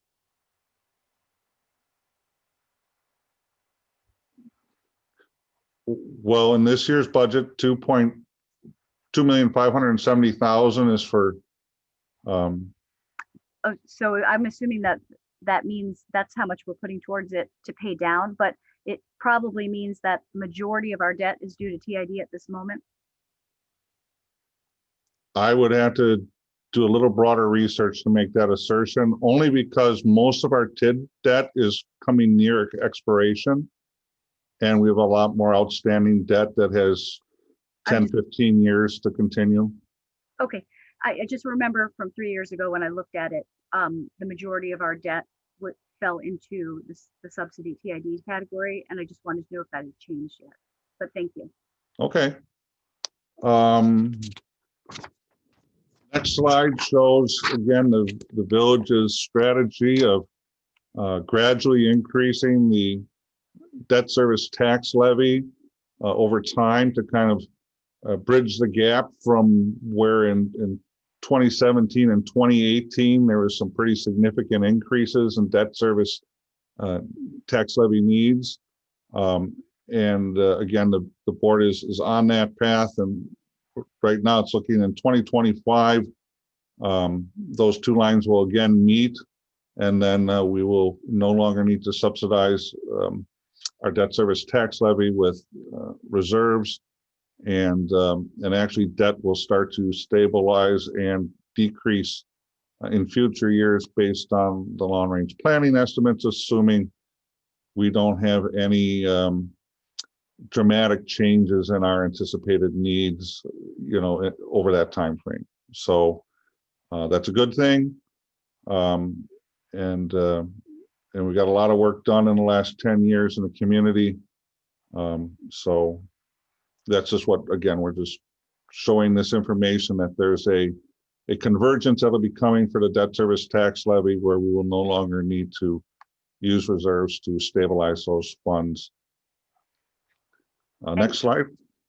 Mark, sorry to repeat, but that is why I asked the question, because I believe it comes together in future years because our TID debt is getting paid down, so we don't have as much TID debt. Again, TID debt is not tax levy supported, so that graph is really independent of the TID debt. So, but again, both of those debts should start leveling off and declining in the next few years. Again, President a lens we look at in much more detail during the long range plan in the spring. Thank you so much. Trustee Bockhorst. Yeah, and thank you. I appreciate the clarification on that, Trustee Mason, because President Rozak, I wouldn't want people to think that we were trying to blame our debt issues and tax levy on TID, because I think that what I'm hearing from Director Emanuelson, and which a lot of us who've been on the board a while understand that, yeah, we are talking about apples and oranges in some of those regards. But I appreciate the questions, but the quote unquote evil TIF and TID kind of stuff that floats around, I don't think that's what he's talking about right here. So thank you so much.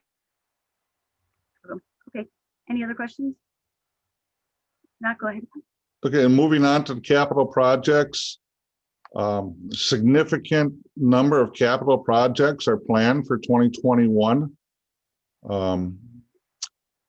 Here's a list. I'm not gonna read through the entire list, but again, a lot of efforts going into the community on capital related items, and it's a big component of our budget as well. Next. Then we move into our what we call enterprise funds, which is our utilities. We've got our parking utility, which is budgeted for a decrease in operating expenses and a decrease in revenues, and that's based largely on some estimates of the potential impact of the new parking permit program and fees that were adopted by the board earlier this year. There are actually going to be rate decreases for most services in the parking utility for overnight parking permits. The water utility fund, a slight decrease in operating expenses. Part of that's due to a slight decrease in revenues and projected usage from 410,000 cubic feet to 400,000 cubic feet. And again, there is no anticipated rate increases in 2021 for those services. A significant point of note is that 35% of the water utilities budget is for purchasing water from the city of Milwaukee for distribution. A very similar story in the sewer utility. A slight increase in operating expenditures in that area, but no rate increases projected for 2021. And the 40% of that utility's total budget goes for MMSD wastewater fees of city discharges. So very significant portions of those utilities go to other jurisdictions for the purchase of water and for the treatment of our wastewater, because we have no facilities of our own. So we don't have any increases to the residents in either the water or the sewer fees this year? That's correct. And is that different than that chart that showed every other year we were going to increase one or the other in the long range plan? I would have to review the long range plan from this past spring, but I think the long term expectation is still to evaluate every other year for utilities of prospective rate increases, and the staff and the board will continue to engage in that to make sure that our utilities are self-supporting and rates are set at appropriate levels to cover the cost of providing those services. And the last slide is the big thank you to everybody.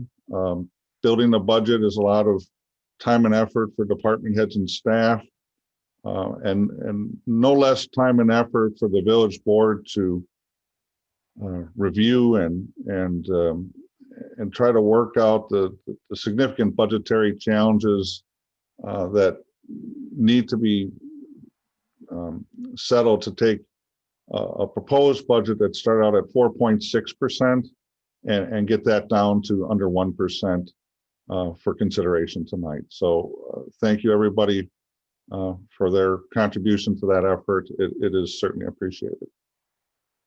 Thank you so much, Mark, for the presentation. We all appreciate that very much. You could kindly just close the screen so I can see the other trustees if there is any questions. Okay, so I can see everyone now. Thank you so much. And if we have questions, we can always go back to the presentation. Is there anyone? I see Kathy has her hand raised on the screen. I've never seen that before. Trustee Stokebrand. I don't think my hand is raised. Oh, my screen has a little hand on it. That's hysterical. Okay.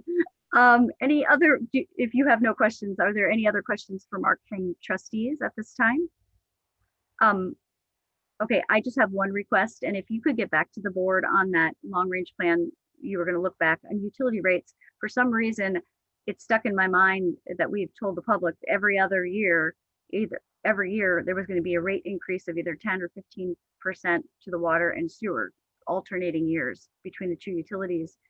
And if that's changed, that's fabulous, because I would be ecstatic to know that that trend is changing. So if you could just get back to us with what you find, that would be. Yeah, I'll recirculate that page from the plan. Thank you so much. Okay, so if there are no other hands and raised on the screen, I will then open it up for the public hearing and public questions and comments. And Clerk Brockman, can you help me out here with whoever has their hand raised? Sure. So just announce the time, 9:14 p.m. You're officially opening it.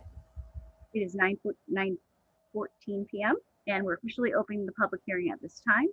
Is there anyone that would like to speak or ask questions on the budget at this time? I do not see any hands raised at this time. Okay. I'll give it a few more seconds, and if not, I will. Mike Maher, if you would like to unmute yourself and state your name and address. My name's Mike Maher. I'm at 2100 East Menlo Boulevard, Shorewood, Wisconsin. I had a question on the reserve levels. I noticed there was funds being used to pay for various capital purchases out of reserve funds. And I also noted that as in your presentation, like the percentage increase in the cost for fire services and police service salaries had gone up well above 1%. And I'm just wondering, with this budget, what is the year-end projection of the unrestricted fund balance? Is it going up, down? Usually that's in the long-range financial plan, what the long-term impact. I guess I'm a little concerned if this is creating a structural deficit in the village budget by restricting the increase to less than 1%, when many costs are going up substantially above 1%. I appreciate the real hard work it is to keep it that low, but I just wonder you know, if we use reserves this year, then next year you need those reserves plus more reserves. And I assume the board has factored in the closure of TID to cover these costs, but what is the use of the reserve, unassigned reserve balance during the upcoming 2021 proposed budget? Thank you, Mr. Maher. I believe you had 3 questions. So if we don't answer one of those, please allow us to, or allow yourself to restate the question. Mr. Mandelson, Mark, I believe one of his questions, the first one and the last one, is to explain the reserve levels after the use for capital funds of this year. Could you do so? Sure, I'd be happy to. If the budget is approved tonight as presented, and our projections for 2021 or for the 2020 fiscal year come in as projected in the third quarter financial report, staff estimates that there will be about $1 million of general fund reserves available in excess of the board's 30% policy of unassigned fund balance. And that is after the use of the funds for the 2021 budget. So that'd be about $1 million going into the 2022 budgetary cycle. There are a number of items in the long range plan factored in that we are fairly confident about that will feed that fund balance over the next several years in the general fund. So staff's general perspective on this is that the village should be able to maintain debt service stabilization through the use of general fund balances until such time that funding will no longer be required, and still maintain a 30% policy. The issue in the capital project fund is a little more challenging. There are significant uses of resources other than annual revenues to fund many of the capital purchases this year.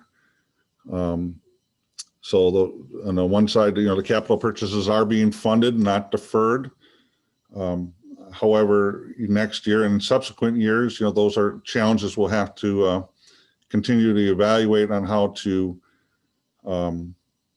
support future years' capital projects without further depleting general fund reserves, and we'll have to continue to evaluate how to do that as we move through each budgetary cycle. So. Thank you. And I think the second question, if I have it right, Mr. Maurer, is has the board considered using TID1 closure funds to fill in this equation?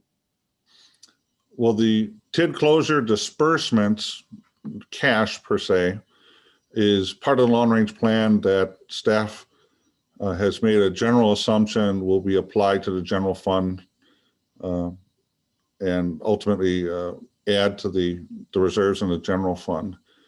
The TID1 closure will also offer substantial property tax relief in that following year, which will help to reduce the property taxes. It'll increase the village's levy limit capacity, and again, give the board a number of options to consider. Again, how to maintain capital funding without the use of additional reserves. So I think I've made those points clear to the board, that there will be some challenges moving forward, but we'll have to continually evaluate those each year as we go through the budgetary cycle. Thank you so much. And I apologize, Mr. Maher, there was a third question. Do you have a third question? I don't remember it. I think Mark has addressed the questions. I guess my general or final comment is just other communities like Whitefish Bay, Glendale, Brown Deer are increasing above more than 2%. The rate of inflation is currently running about 1.7%. which is reflected somewhat in the salary changes. I just think, in the village vision surveys, the majority of the community supported levy increases to maintain services within the rate of inflation. So I think the board has flexibility to raise above the restrictive 1%. That's just my final comment, but I appreciate the information provided. Thank you. Thank you so much. Clerk Brockman, is there anybody else? There's nobody else with their hand raised at this time. So if anybody would like to speak on the budget, now is your chance.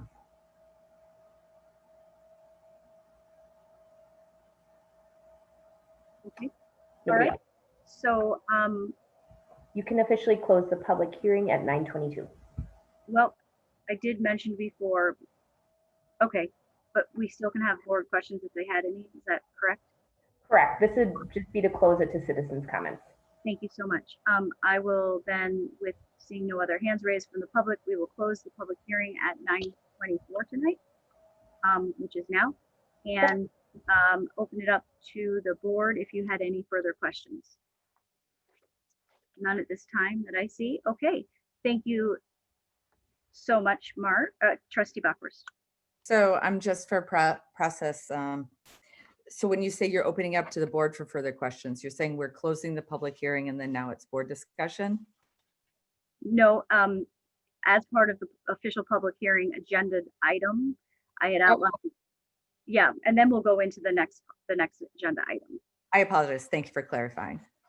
So if there's no other further questions, we will then move on to the next agenda item. Thank you so much, Mark, for that presentation. It was very well put together. So the next agenda item is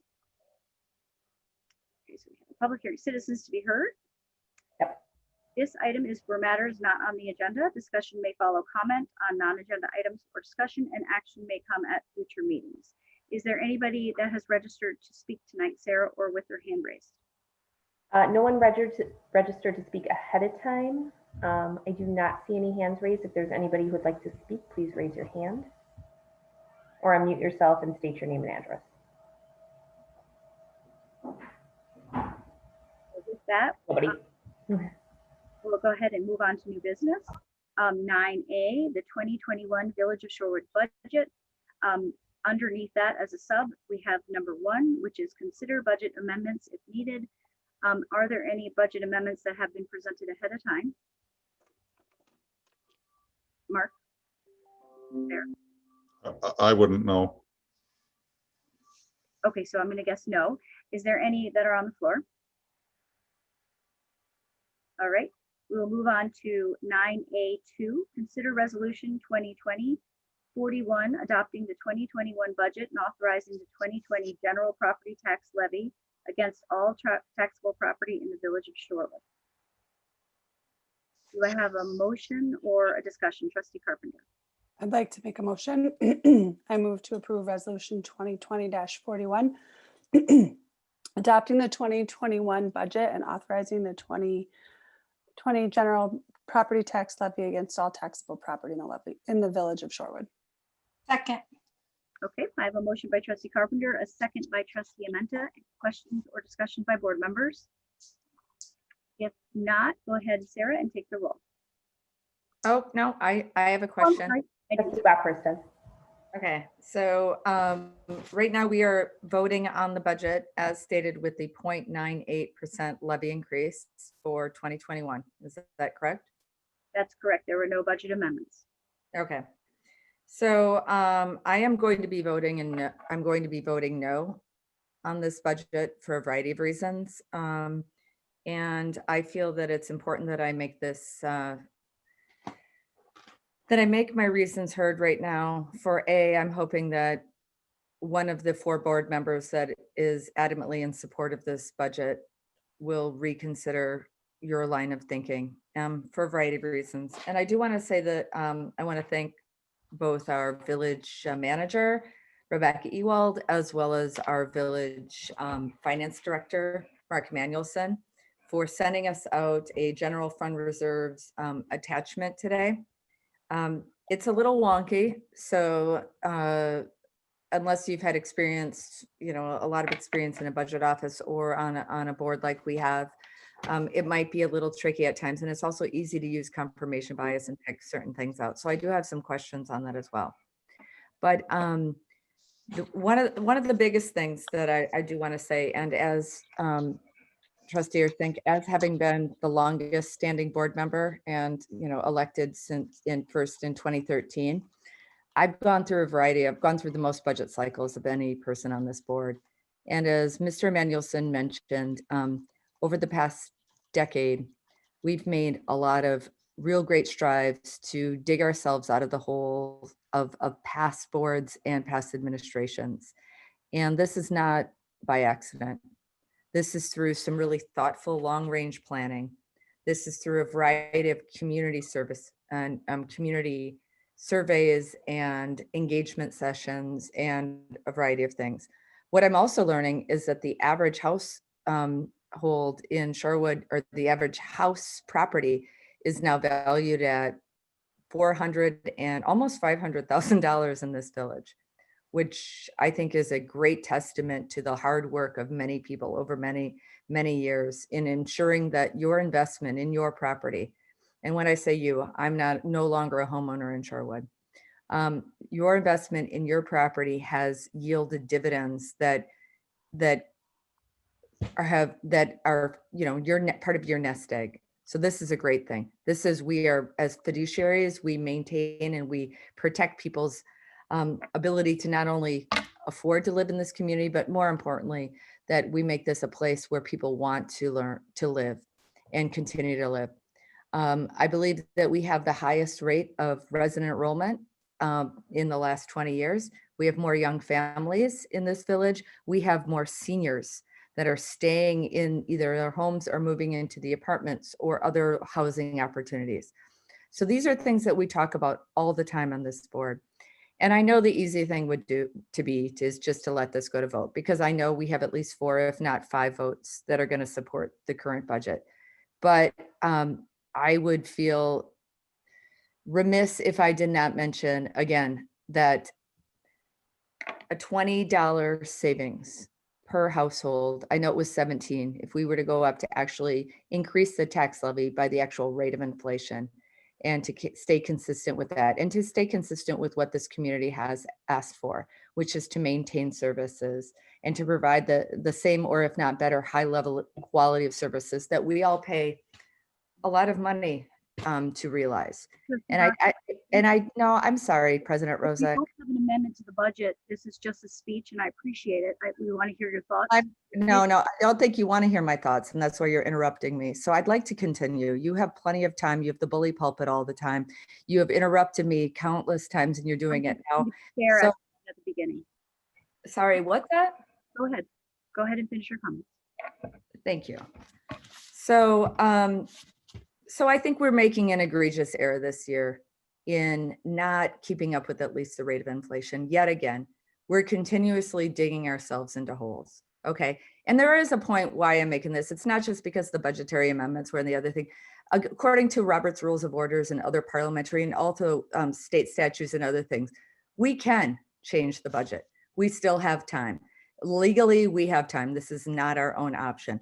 But this is our only opportunity as a board to speak about these things as a board. And one of the things we don't do, and I think Trustee Carpenter and I could agree on this, we talked about this the other day, is that this board does not listen. We do not listen to each other. We do not listen for listening reasons. We often listen to wait for our opportunity to speak.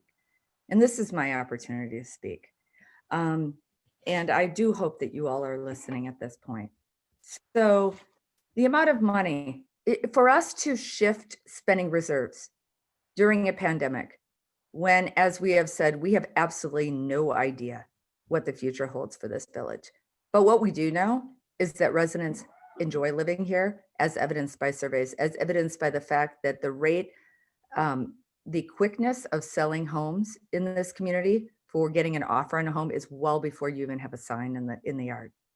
As evidenced by the fact that the home prices increase very significantly There are so many, by the fact that our resident enrollment in our school district is incredibly high. Now, I know this year during the pandemic, it has dipped considerably.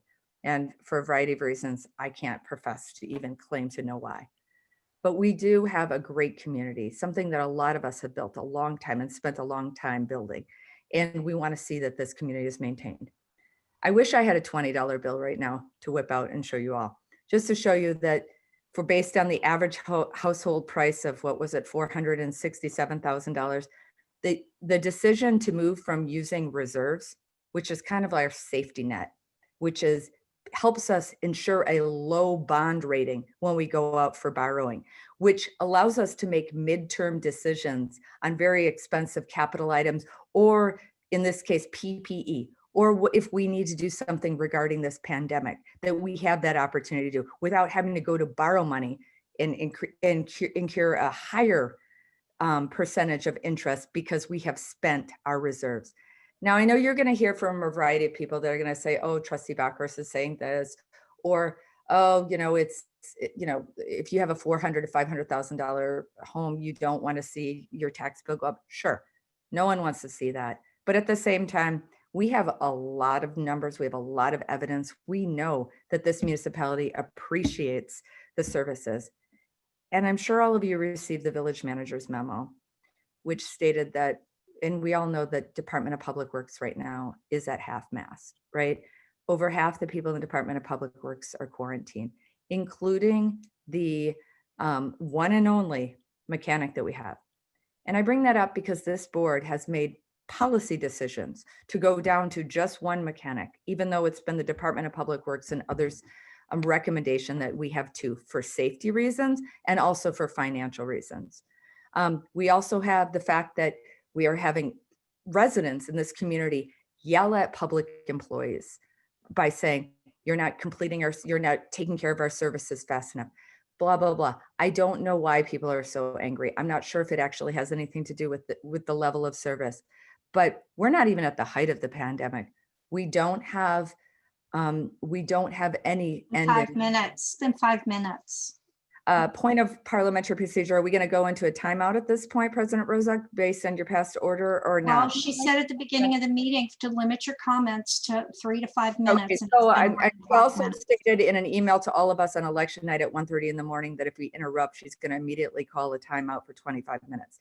I don't know what the rules are anymore because they changed so wildly. But what I do know is that I care for this community. A lot of us do. I'm not saying any of you don't, but we're making a big mistake by spending reserves down in a time of a pandemic, when a time of uncertainty. And Mark sent us this document today, okay, which is dealt with the proposed budget as approved as presented.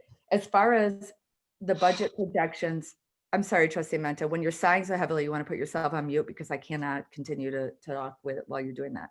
Well, I wish you wouldn't continue because you've been talking now for over 5 minutes.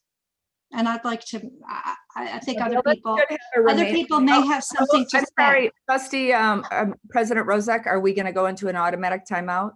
Does she need to be? Not consider it to what the chair has asked, that we limit our comments to 3 to 5. It actually has been 8 minutes of speaking. So I've been interrupted countlessly in this time. And I by yourself as well as Trustee Menta. So I would just ask the common courtesy that we give you when you take the floor at all times, and Trustee Menta. So I am going to continue. And you have so the current staff estimate. I don't think that's fair to the rest of the board for you to make 8-minute speeches. 5%. It's not fair to the rest of the board for you to make 8 minutes. We're now taking a recess for 20 minutes, and we will return when you guys can be called upon. And Trustee Menta, you can't interrupt her. Recess for 20 minutes.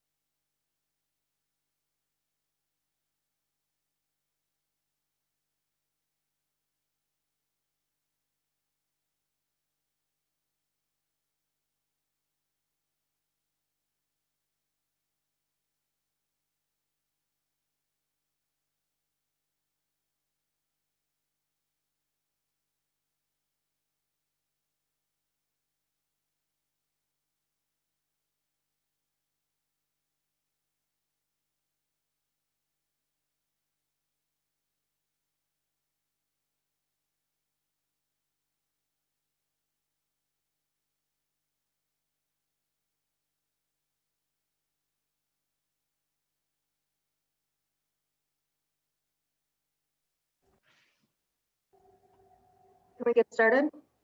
Okay, thank you for. We have a lot to cover tonight. So I want to recognize the time at 9:58, and it appreciates some collaborative focus because there are a number of items that cannot be deferred that come following these budget resolutions. So primarily the Lake Drive bids, we will not go to construction this year unless you take Rebecca, action. I Yeah. apologize to interrupt. Let me just open the meeting so that Great. you can make your comments, and I'll call right upon you, I promise. It is, I'd like to call this village board meeting back into convening. It's 9:59 p.m. Go ahead, Rebecca, and then I'll take the floor and we will finish with our discussion. Yep, my apologies. I should have waited for you to call to order. We have a number of items that cannot be deferred from tonight. If you defer them, you will lose your windows for construction, namely Oakland Avenue and Lake Drive.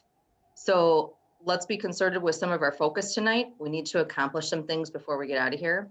And I have I don't think that much of us are good at late hours irregardless. So let's try to be as collaborative as we can in order to move forward. Thank you so much for those comments. I appreciate that. And thank you for the recess, everyone. I will turn the floor back over to Trustee Bockhorst, who was speaking, and just ask that she, I'll hopefully be able to wrap up in the next 3 to 5 minutes. Trustee Bockhorst. Thank you. And thank you all for respecting the democratic process. We are elected to represent the electorate that elected us. And again, I would be remiss if I did not bring these points out here. So I really appreciate the information that Mark Manuelson provided us today, talking about the reserve funds that are needed in order for the village to be able to continue the 5% debt stabilization effort that has been going on for many years, and the actual debt service tax levy, et cetera. So I guess, again, what I'm going to say is to this board, I get that it's sexy and a variety of things to pass less than a 1% tax levy increase, but it's not what our municipality has been asking for. It's been evidenced by so much data, not only surveys that I mentioned before, not only the fact that people are willing and want to live here for a variety of reasons, and that the average home price is almost $500,000, that people pay to live in this beautiful community. But also we've had 2 recent elections. This past election went 80% for Biden. Okay, that was a pretty big saying that we do not want to do business as usual in the Trump kind of regime. This current budget is kicking the can. We are relying on spending reserves. We have sold public municipal buildings, just like our fire station, and we're using that money to fill budgetary gaps. We have a TID closure that we have already borrowed against, and that we have plans from this board to borrow against again. Again, this is a board that a lot of people claim that TIF and TID are evil, but yet we're going to realize a major windfall that will offset a lot of the tax.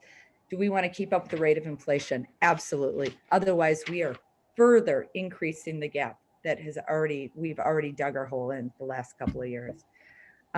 In addition, this village, and I know this is not going to be a popular comment, but for a variety of, for some of the board members, but over 70% of our electorate voted to increase their levy, to exceed the levy increase allowed by law in order to fund our schools, not even in operations, but in facilities. So we have more than enough evidence to know that the average household that has a $460,000 house is going to be okay with an additional, I was going to say $17 before, that was based on the $325 house. But now based on the $400 and almost $500,000, what would that be? $30 next year. This is something. We also know that the pandemic isn't going anywhere. It would be great. I welcome a vaccine, as do all of us. You know, we won't have to have a variety of the discussions that we do based on the fact that we are in a pandemic, but we don't know when that end is going to come to place.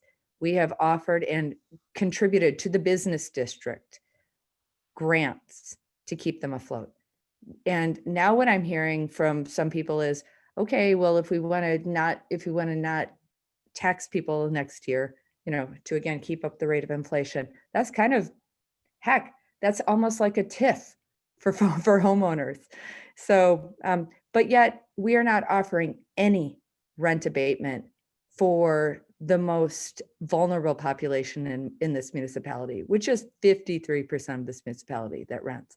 And I understand within that 53%, a lot of people are higher income earning. We do have a lot of luxury apartments, but we also have a lot of students. We have a lot of single mothers. We have a lot of young parents. We have a lot of people who are renting and cannot afford to continue to live here right now. And I'm not talking about speculative aspects of moving into this municipality or not. So by hamstring ourselves, by not allowing ourselves the opportunity to have any kind of reserves to combat any of these pending problematic situations, I'm not sure that's responsible budgeting. I don't feel it's responsible budgeting to save, again, the average household next year on their tax bill, 17 to whatever. I'm just going to throw $30 out there. I don't know what the increase is on a $500,000 home. I've never owned a $500,000 home. I hope to one day, but right now I'm a renter. So call the question. Call the question. You can't interrupt to call the question. You have to be recognized by the chair. You cannot interrupt us ongoing speaker to call the question. Trustee Bockhorst has now had another 3 to 5 minutes. Trustee Sukrim, you have the floor. I'd like to call the question, please. Is there a second? I will second it. Sarah, can you take the roll? Yes. This is to call the question. Trustee Bockhorst. No. Trustee Ursink. No. Trustee Stokebrand. Aye. Trustee Carpenter. Aye. Trustee Warren. No. Trustee Amenta. No. President Rosick. Aye. Motion fails 3-4. Call the question. Thank you so much. Trustee Bockhorst, continue. You have another minute. I'm not sure that you've already interrupted me and taken the floor away for me to call the question, which is out of parliamentary procedure, but I will cede the rest of my time. I'm just asking you guys, listen, budget is our number one thing. We're fiduciaries in this village. Think about long and hard, because those of us that will be on the board and those that will inherit these board seats are going to have to really make some stave decisions going forward. And we're talking about less than 1%, not even keeping up with the rate of inflation, which again, was not recommended by anyone except for a couple of trustees on this board. And to dig ourselves out of that hole during a pandemic and to leave ourselves with that uncertainty unnecessarily for what, $17 to $30 for the average household next year? I don't agree with it. And again, we don't have rent abatement. We don't have anything that helps those that are severely disadvantaged. And this is a time when people need to get outside. They need their amenities. They need their services. You look anywhere. You look at the Wisconsin Policy Forum, League of Wisconsin Municipalities, all the major institutions that bind. And you want to say, let's do this year. For what reason? I have not heard one sound justification from any board member. And to say that the average family is hurting and they need this, the average family doesn't have a $400,000 to $500,000 household. Okay. So let's just think, if we really want to help our municipality, let's be smart about it. And let's not do a one-time quick, okay, this makes sense, because I haven't heard any of you come up with a rationale that makes sense on this. So thank you. Thank you so much, Trustee Bockhorst. And I see we have no amendments from before, so the budget will remain as proposed to vote on. Can we make an amendment at this point, though? God. Okay, and I just want to let everyone know I'm going to take my 15 minutes that Trustee Bockhorst took to give her opinion. I frankly don't understand. I'm thinking like I am looking at a completely different budget than Trustee Bockhorst is looking at. The numbers she's throwing out. Now, I realize that there was large sections of our 4 meetings to consider the budget and review that she was unable to attend. And that may account for some of this discrepancy. Yeah. Oh, I'm sorry. Hello? I was talking to Trustee. Go ahead, Trustee Amenta. So in terms of reserves, okay, the 2020 budget had reserves, unassigned reserves of 34.83% of revenues for 2020. Okay, 2021 budget has 37.02%. So there was no digging a hole. There is no spending down reserves. This budget has more reserves than last year had. And it's over, and that is, as we know, 7% over what our policy is of 30% of revenues as reserves.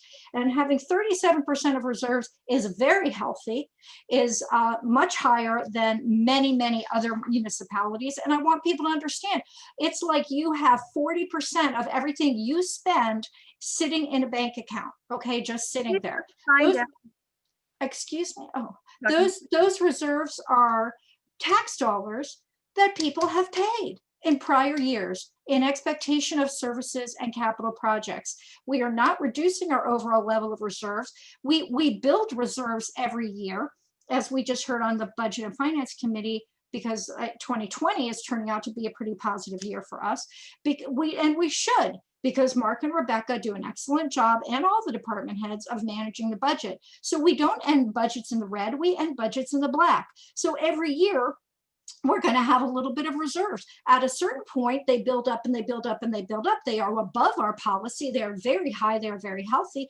And at a certain point, you have to say, people have paid these taxes. People pay taxes not for us to sit on them. They pay taxes for us to spend on services and capital projects.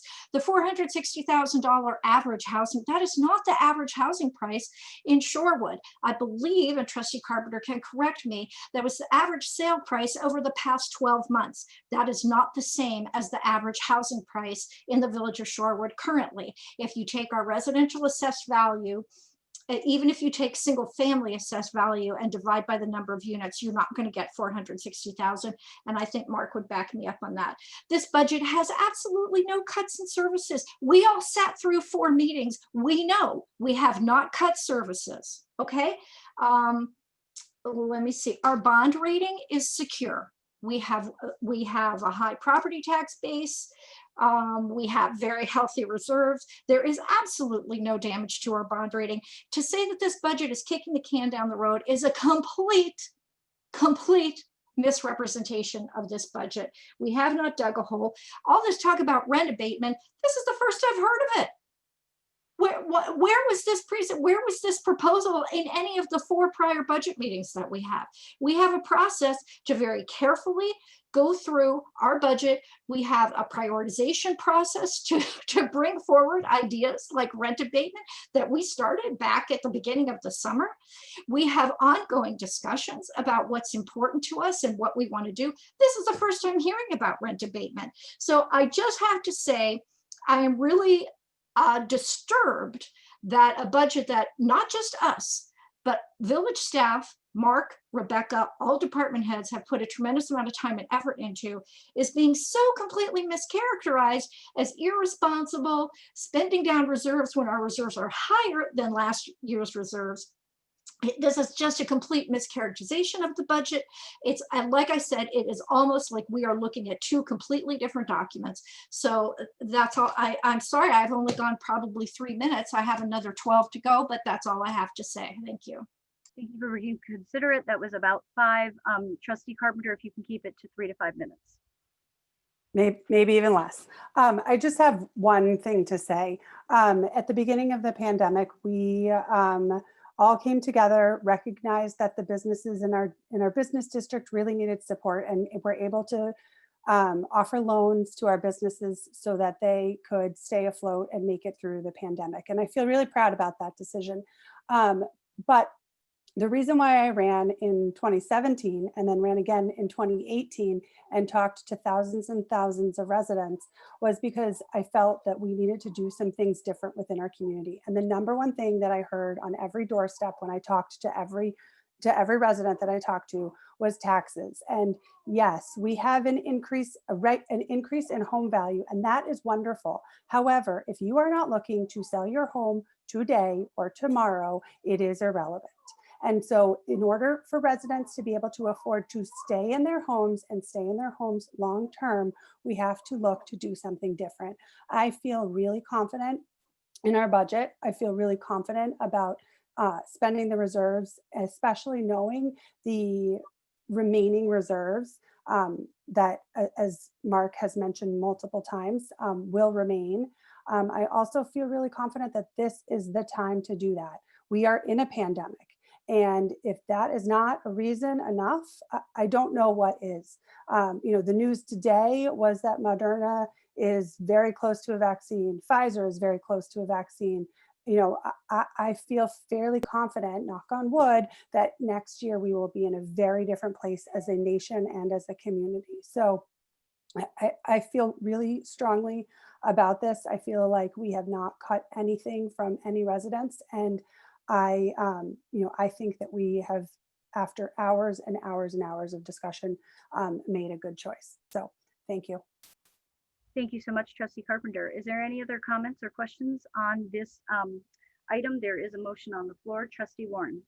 Yeah, I've given this one a lot of thought, and I respect my co-trustees' opinions on this. I had a long conversation with Mark, just kind of talking over where we were, and we always knew going into this budget cycle, this is a weird year. I mean, this is a challenging year with the COVID pandemic. As I think about this, it's important to me we remain above that limit. We maintain our bond rating. Down the road, if we want to look at TID funds to replenish our reserves, if we feel like that's necessary, we can do that. Debt service, we got a memo on that from Mark earlier today, so that gave me some comfort. So I'm in support of this budget this year, and there are trade-offs that need to be made, and this was a process we all worked through over the course of 4 meetings. I do understand that there might be who knows, there could certainly be challenges in future years, but we'll have to meet those. So I guess we're just wanted to voice my support at this point, and as we move into the voting procedure here. Thank you so much, Trustee Warren. Does anybody else have any further comments? Okay, I'll just make mine. I'm in complete agreement with all the comments that were made from Trustee Warren, Trustee Amenta, and Trustee Carpenter. So I will not repeat them. With that, we do have a motion on the floor. Is that correct, Sarah? Could you repeat the motion and then we could take the roll call? Yes, that is correct.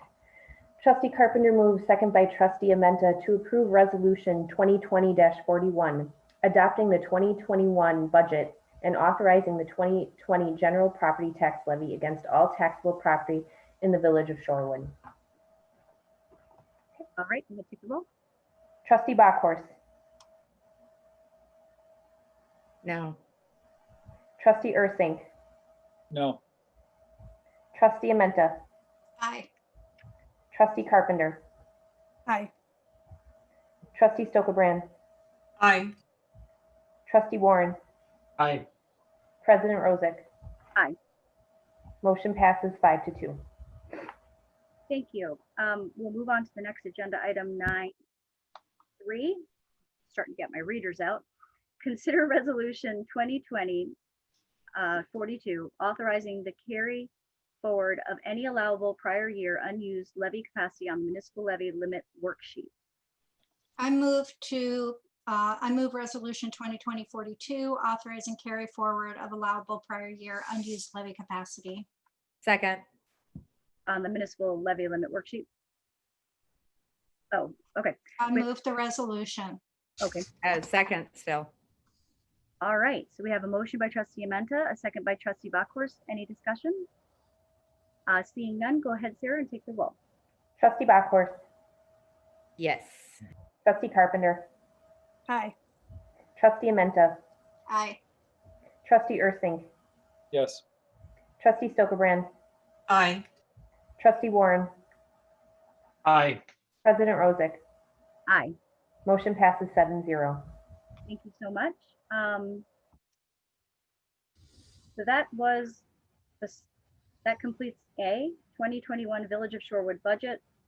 We'll move on to B, 2021 Village of Shorewood special charges and assessments. 1, consider Resolution 2020-43, authorizing a special charge to be levied for delinquent municipal water and sewer bills. Does anyone like to make a motion? I move. Oh, Trustee Carpenter.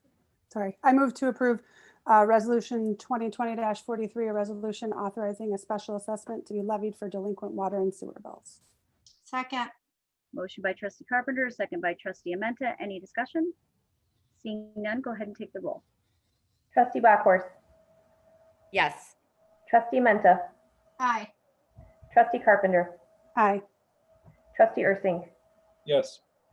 Trustee Warren, Aye. Trustee Stokebrand, Aye. President Rosick. Aye. Motion passes 7-0. Thank you. We will move on to B. Are we on 2 or 3? 2, 3, 3.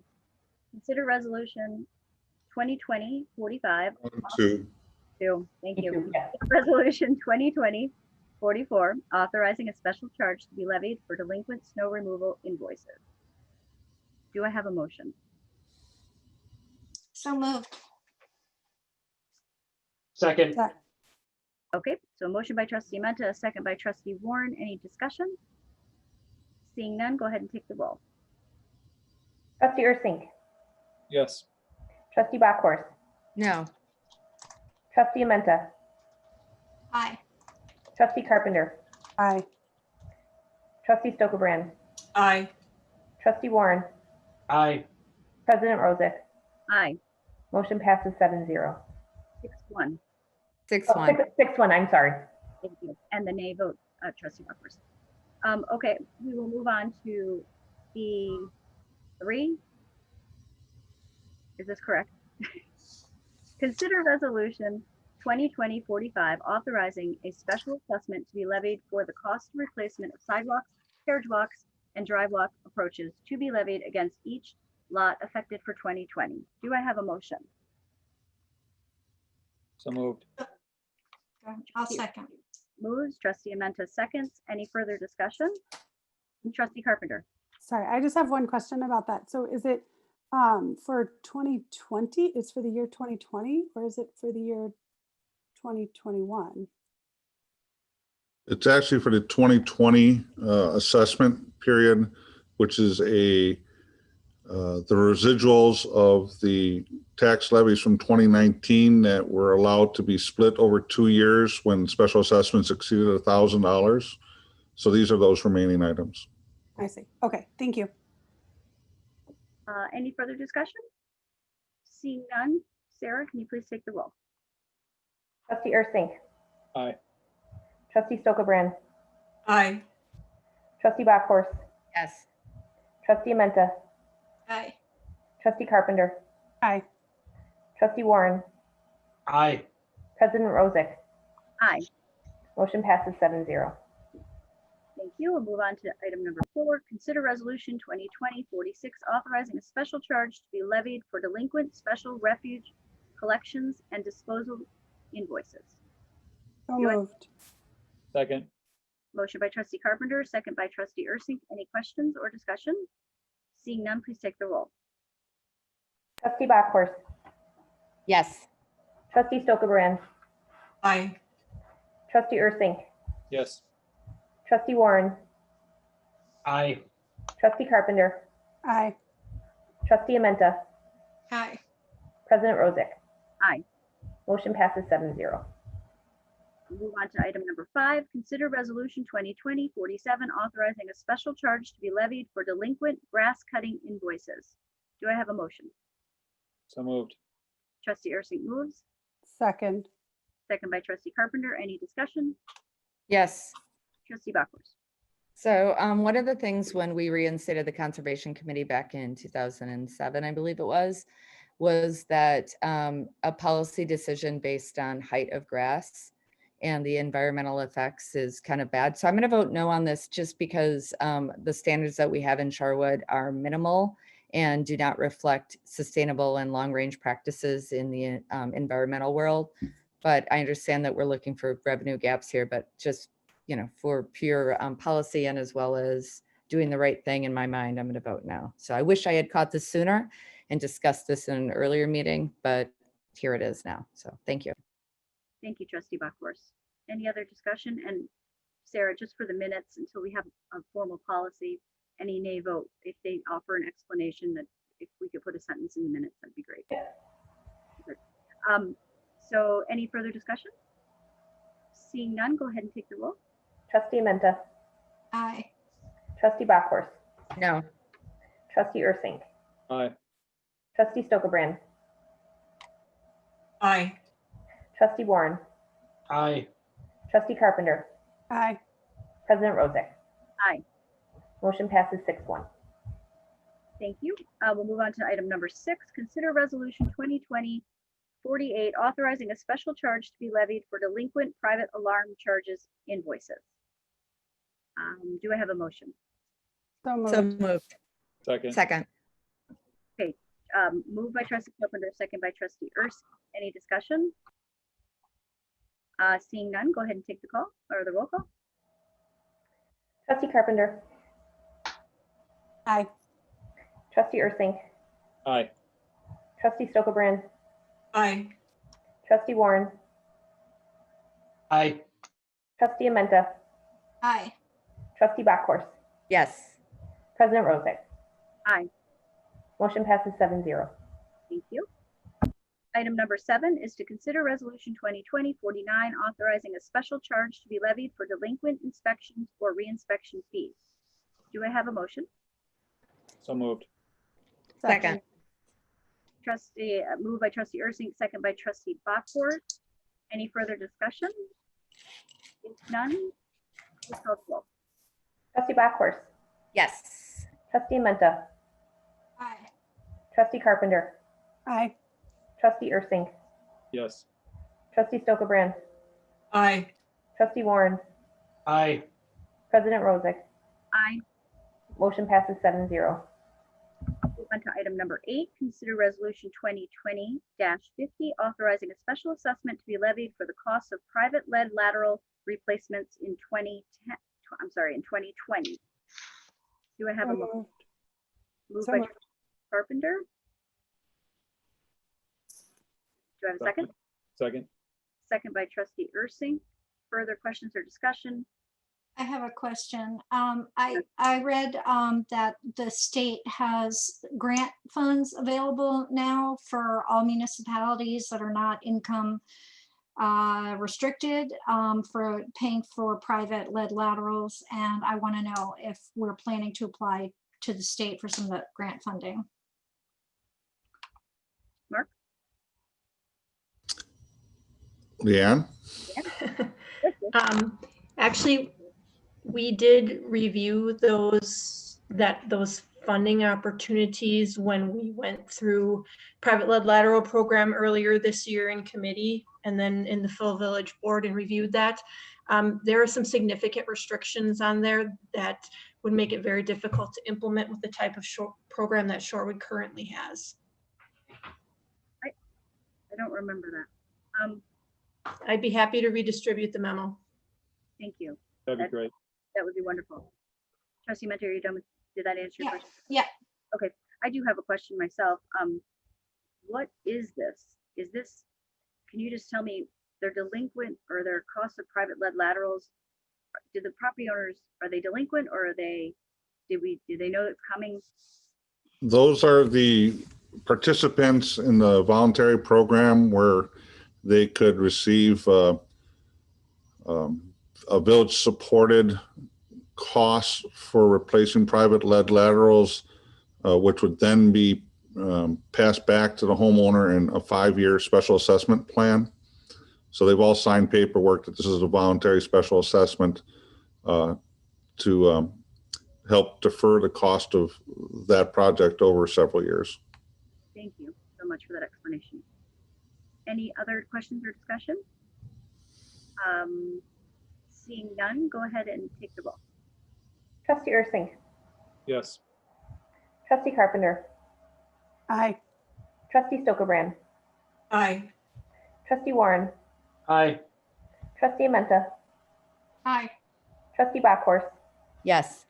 President Rosick. Aye. Motion passes 7-0. Thank you. We're on to C, consider communication plan. Oh, I'm sorry. Are we all done with the budget? Is that the last ordinance related to the budget? Or the last? Yes, it is.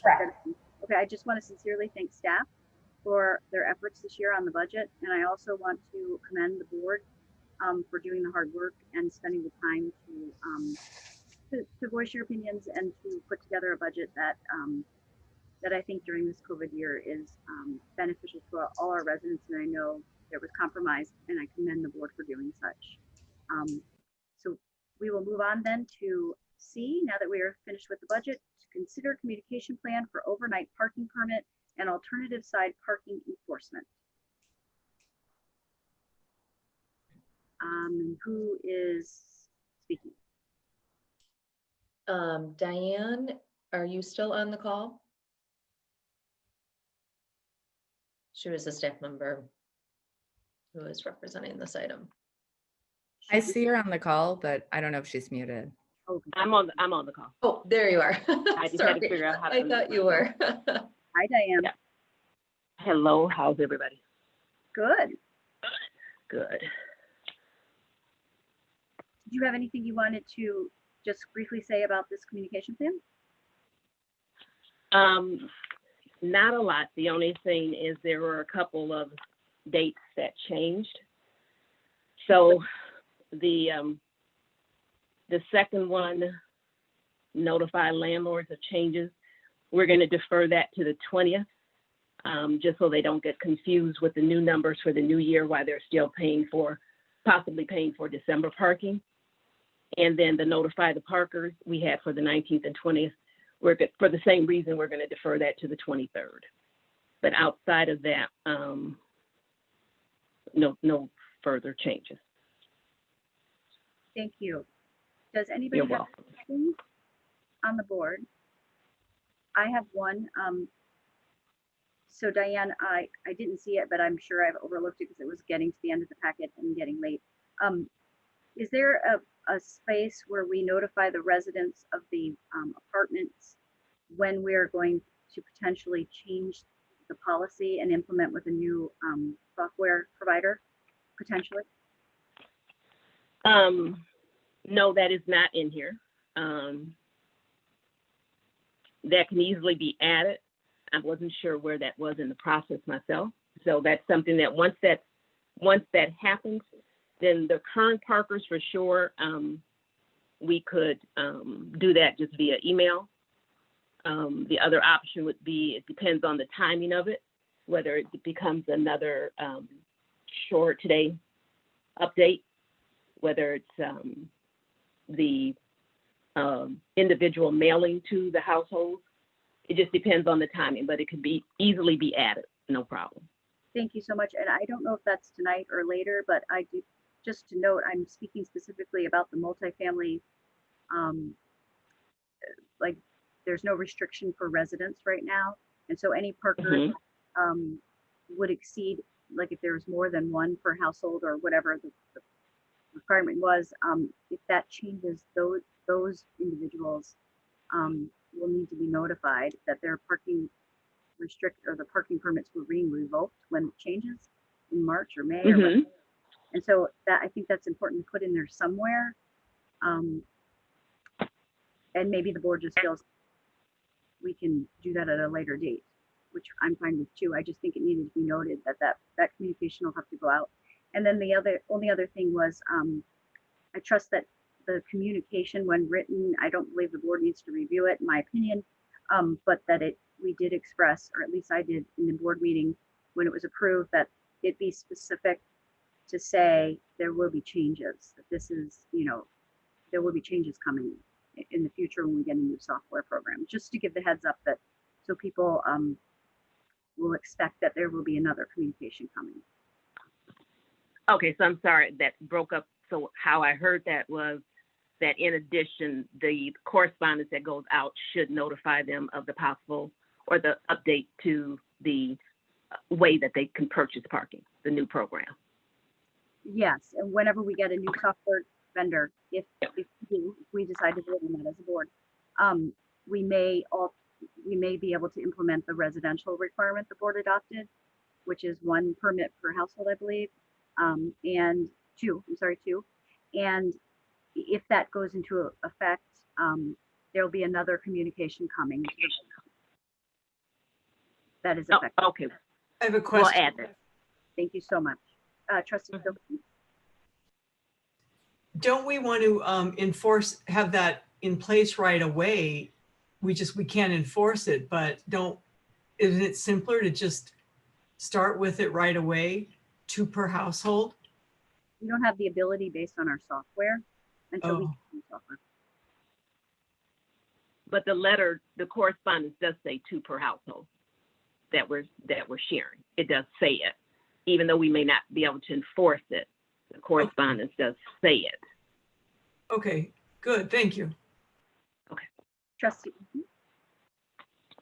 I would just say it's really important to probably get that message out right away. Just, we've got to get people used to what we're doing here. And I think, we try not to get into a spot where we're telling them one thing and then another thing. So I think even if they can't do it right now, like we can't enforce people to wear masks, but we still tell people to do it. So I think this is one of those situations where this is our plan. We may not be able to do it, and enforce it right now, but this is our plan, and just kind of push that messaging out right away is probably pretty important.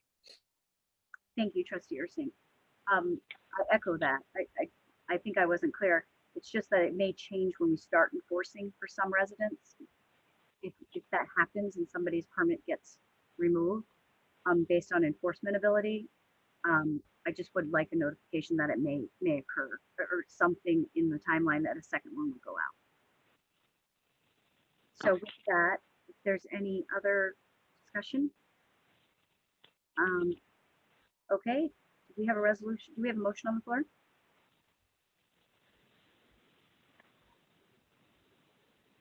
We do not. Okay. Would anyone like to make a motion? Oh, Trustee Warren. Well, I'm trying to get to the draft motion, but my computer is freezing, so I can't see it. So got it. maybe someone else I wants got to it. make the motion. I'll second it. Trustee. Got it. I move to approve the parking and enforcement communication plan regarding on-street and off-street overnight parking and enforcement changes. Second. I'll second that. I'm going to give it to Trustee Ursink for the second because he wanted to make the motion as well. So Trustee Stokebrand makes the motion. Trustee Ursink is the second. Any further discussion? Seeing none, go ahead. Trustee Bachhorst. Whoops. I just want to say I'm really proud of us for doing this. I know we've had many discussions on this, and I think the residents will be happy. And I love the fact that we are going to notify people that 2 will be coming, and we're not going to put a caveat in there, unenforceable now or whatever. But I think this village will be able to adjust, and we're doing a really great service to people, especially for those that don't have driveways and don't have, garages and whatnot. So we really all should commend ourselves on this. This is fantastic. So thank you. Thank you, Trustee Bachhorst. Any other discussion? If not, go ahead and take the roll. Trustee Ursink. Aye. Trustee Carpenter. Aye. Trustee Stokebrand. Aye. Trustee Warren. Aye. Trustee Amenta. Aye. Trustee Bachhorst. Yes. President Rosick. Yes. Motion passes 7-0. All right. We'll move on to consider award of contract for North Lake Drive storm sewer outfall repair. Oh, thank you, Diane. Consider award of contract for North Lake Drive storm sewer outfall repair. Leanne. Thank you. There were a total of 3 bids received for this project. Though they are listed in the memo. You will note that the apparent low bidder was Advanced Construction. However, upon review of that bid, it was a math discrepancy was discovered. Essentially, it was an incorrect number that was inserted on the bid form, and to correct that number would have required a significant increase to that bid. And on the advice of Attorney Baer, we are declaring that not a valid bid, which leaves the bids from UPI and Mid-City Corporation. Staff is recommending the award of the base bid and bid alternate A to UPI Construction. I would like to take this opportunity to point out that after the packet went out, it was brought to my attention that there actually was also a math error in the engineer's estimate. So the memo lists the engineer's estimate with contingency total bid at $822,500. In fact, that amount should have been listed as $962,744. I make this point only to make you aware that the second low bid UPI is also within the engineer's estimate. So we would consider that to be a reasonable amount, and the bid is valid, and UPI being the lowest, most responsible bidder, staff is recommending it's the award for the project to UPI, again, for the base bid and the alternate bid A.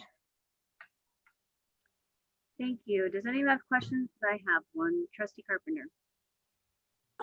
I just had a question about the alternate bid B.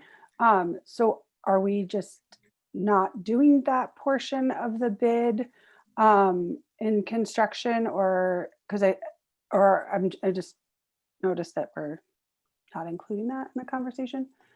As noted in the memo, that was a project enhancement that was requested by the property owner. It's a staff recommendation that if that is to be awarded, the cost of it be borne entirely by the property owner. It's my understanding that he has declined at this point to exercise that right. So staff is not recommending award of that alternate. What's the title of the alternate? B. I know, but is there in reference to what are we declining? What was the request? I don't have it in front of me. He had asked for some additional landscape restoration work over and above what would normally be considered typical for this type of work.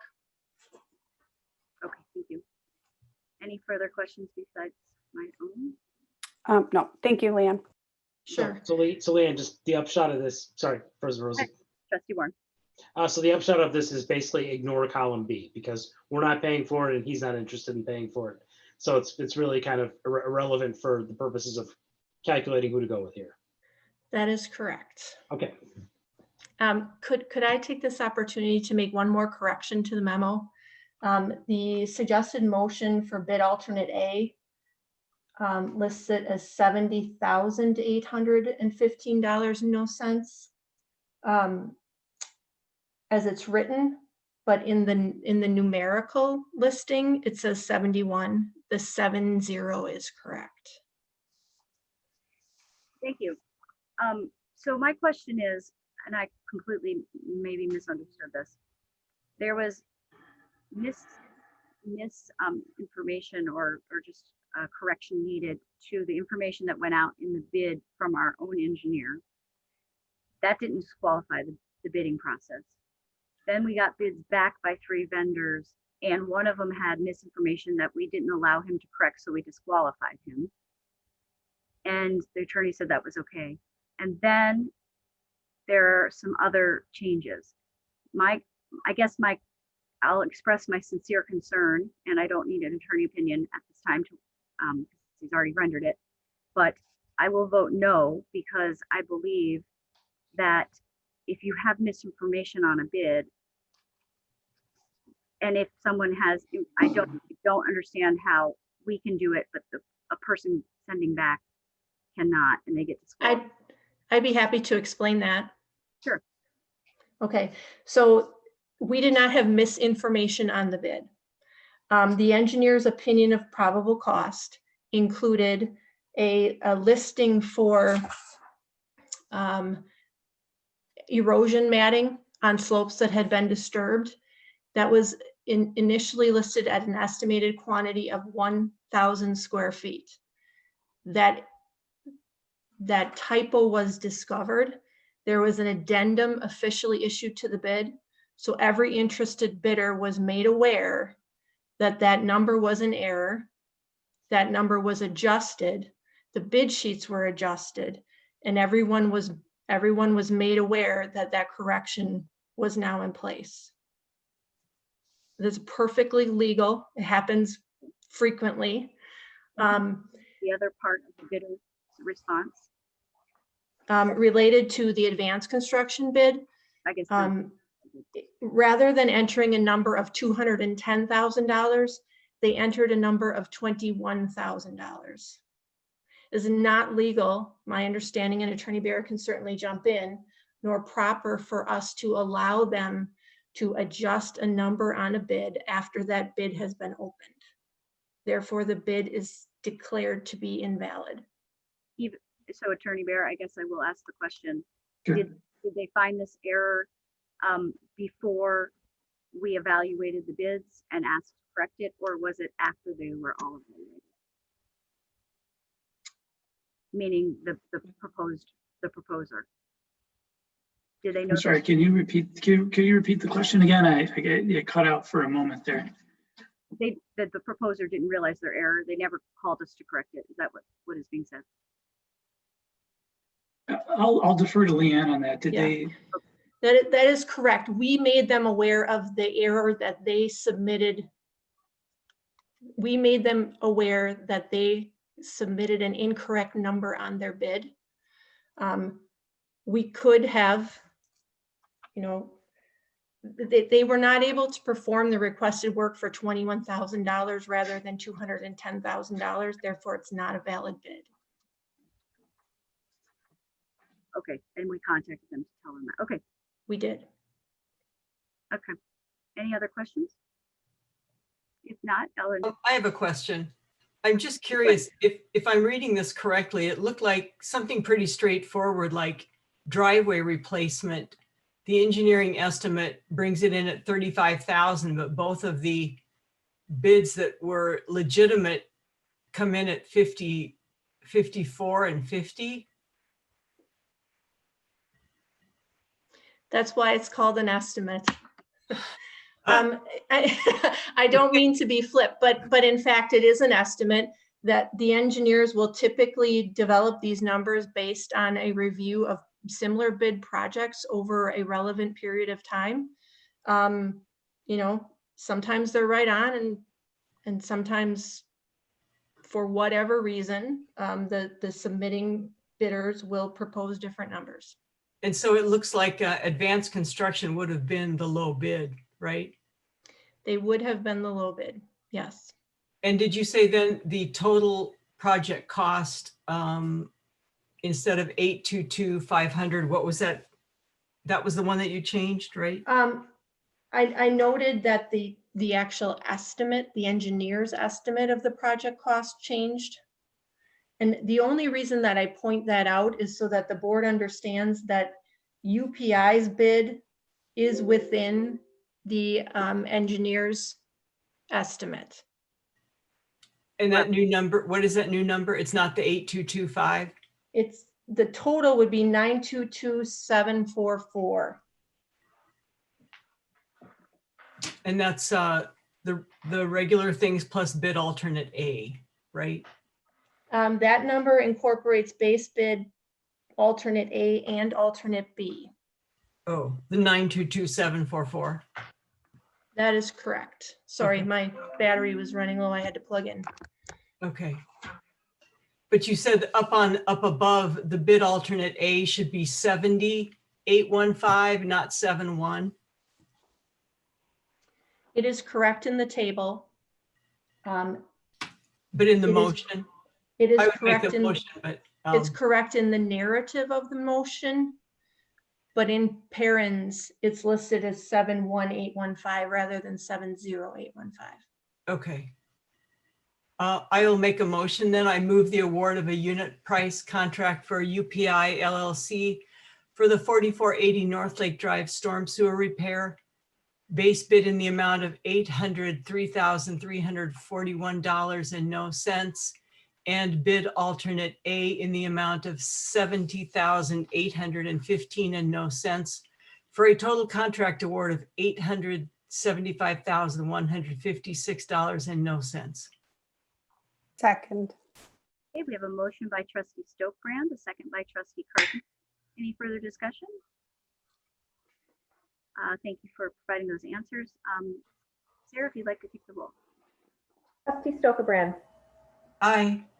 Trustee Warren. Aye. Trustee Menta. Aye. Trustee Carpenter. Aye. Trustee Bachhorst. Yes. Trustee Ursink. Yes. President Rosick. Yay. Motion passes 6-1.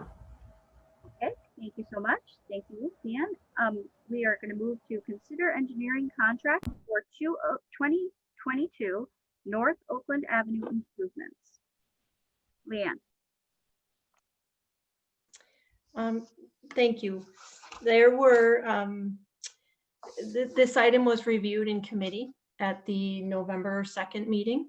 A total of 10 consultants submitted proposals for the engineering work for the North Oakland Avenue pavement improvements scheduled for 2022. A staff team of Village Manager Ewald, Assistant PW Director Kolste, and Planning Director Bart Griepentrag and myself reviewed all 10 of the proposals and scored them according to the criteria listed in the approved RFP. You have a copy of the cumulative scoring rubric in your packet. Grafe was the top scoring proposal, followed relatively closely by Clark Dietz. The committee on staff's recommendation did recommend 3-0 to advance Grafe's proposal to the village board for consideration for the engineering design contract for North Oakland Avenue. Thank you for that, Lori. Any discussion or questions by the board members? Trustee Menta. Well, I did distribute some information via email earlier today. I don't know if everyone got it. I mean, I think only 3 of us were on the board in 2017 during the Wilson Drive project. And, I had some real concerns about Grafe, not necessarily in the project engineering of the road, although that project was over budget because of issues with boring and which I guess you could say, well, they don't know what the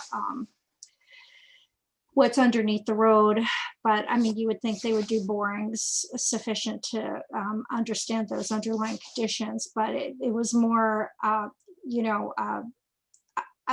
guess that there's a criteria here of past record of performance, and for my opinion, going through that experience with Grafe, they made, Jessica was actually at the meeting. I remember her speaking before she was elected, and it was our big decision between whether to narrow the road or do a boulevard. And Grafe was pretty influential and came forward with, that they felt we should narrow the road. And then, but they had not even looked at the stormwater situation at that point. So, I felt like their information was really incomplete. And you'll notice in the south part of the road, so later in the process, they had to add that bioswale in the middle of the road in the south part of the road. So there was just a lot of, I just can't, I can't vote for Grafe. I mean, I would move to award the contract to Clark Dietz. Second. Further discussion, because I have points, but Trustee Carpenter. I'm just wondering if maybe Trustee Stokerbrand, was this was your committee, right? Or Trustee Warren. Oh, I'm sorry. No, this is me. We I respect Trustee Menta's feedback, and during our committee meeting, we did walk through the selection evaluation criteria. We talked a little bit about communication. We talked about why the rankings reflected what they reflected, and ultimately got to a point, obviously, of comfort recommending Grafe going forward. No, I wasn't on the board during the Wilson Drive project, so I'm not intimately familiar with kind of some of the problems that we encountered there. And perhaps Leanne can speak to if there's what we're going to do differently here to try to ameliorate some of those issues that we might have had. But I can tell you that when we did discuss it on the subcommittee level or the committee level, we asked a lot of questions and ultimately grew comfortable with a rather comprehensive evaluation recommendation by staff. Thank you, Trustee Warren. Before Leanne responds, I would like to chime in so that she can do a comprehensive response to all the concerns. I too was on the board, and and I actually sat on the Public Works Committee with two of my peers. And so I was intimately involved in the discussions with the engineering firm. The project manager or the project lead for the firm is the same that's being recommended for Oakland Avenue here, which is the worrisome part for me. There, I actually almost had to. I asked for the phone number of the supervisor at Grafe. I'm not saying a bad word about the company. I'm more concerned that the project manager is the same one. And the reason is that the information that was being given was not comprehensive at best for us to make a good decision throughout the process.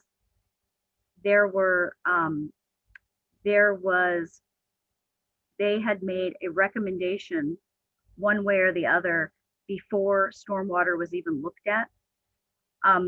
They had not realized that the grading of the road would have to change, so the cost would significantly go up if it wasn't a boulevard, and they had said the boulevard would have been more expensive.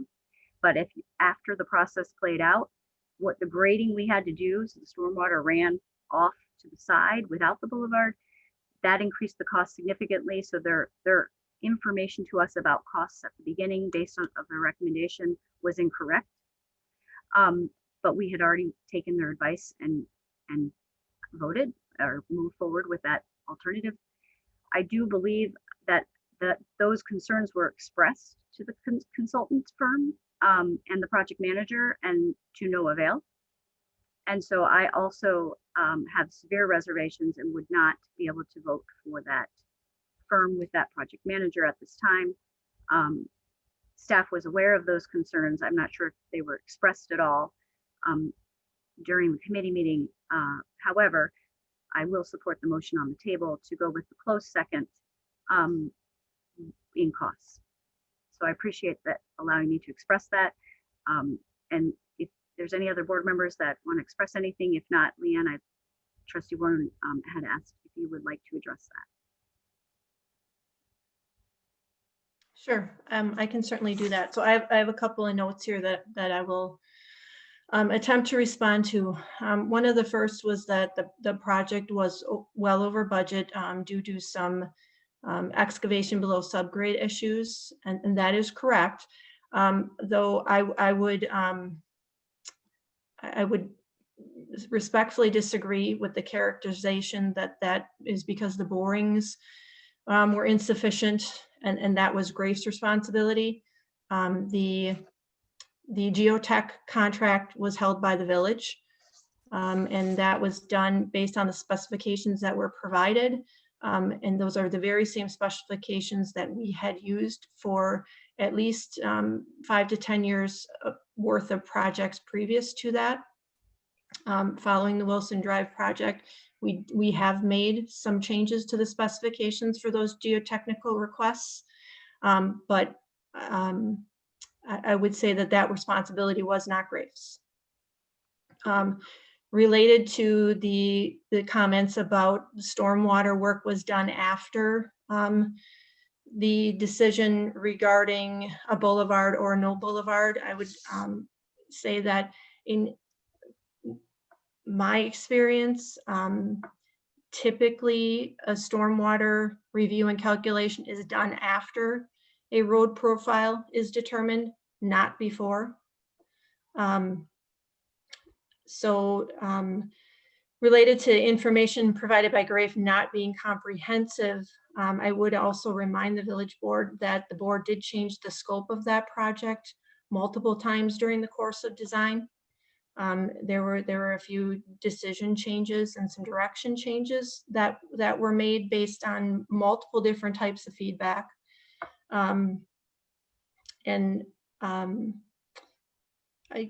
During all of the work that we did, that our department did during design engineering, it was always apparent to me that Grafe was aware of the amount of grading that would be necessary to push that stormwater to the western curb line. And the cost. And the cost. We weren't made aware of that.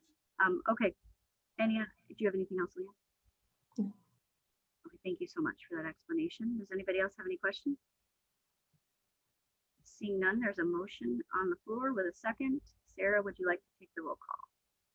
Correct. This would be to award the contract to Clark Dietz. Trustee Amenta. Aye. Trustee Bachhorst.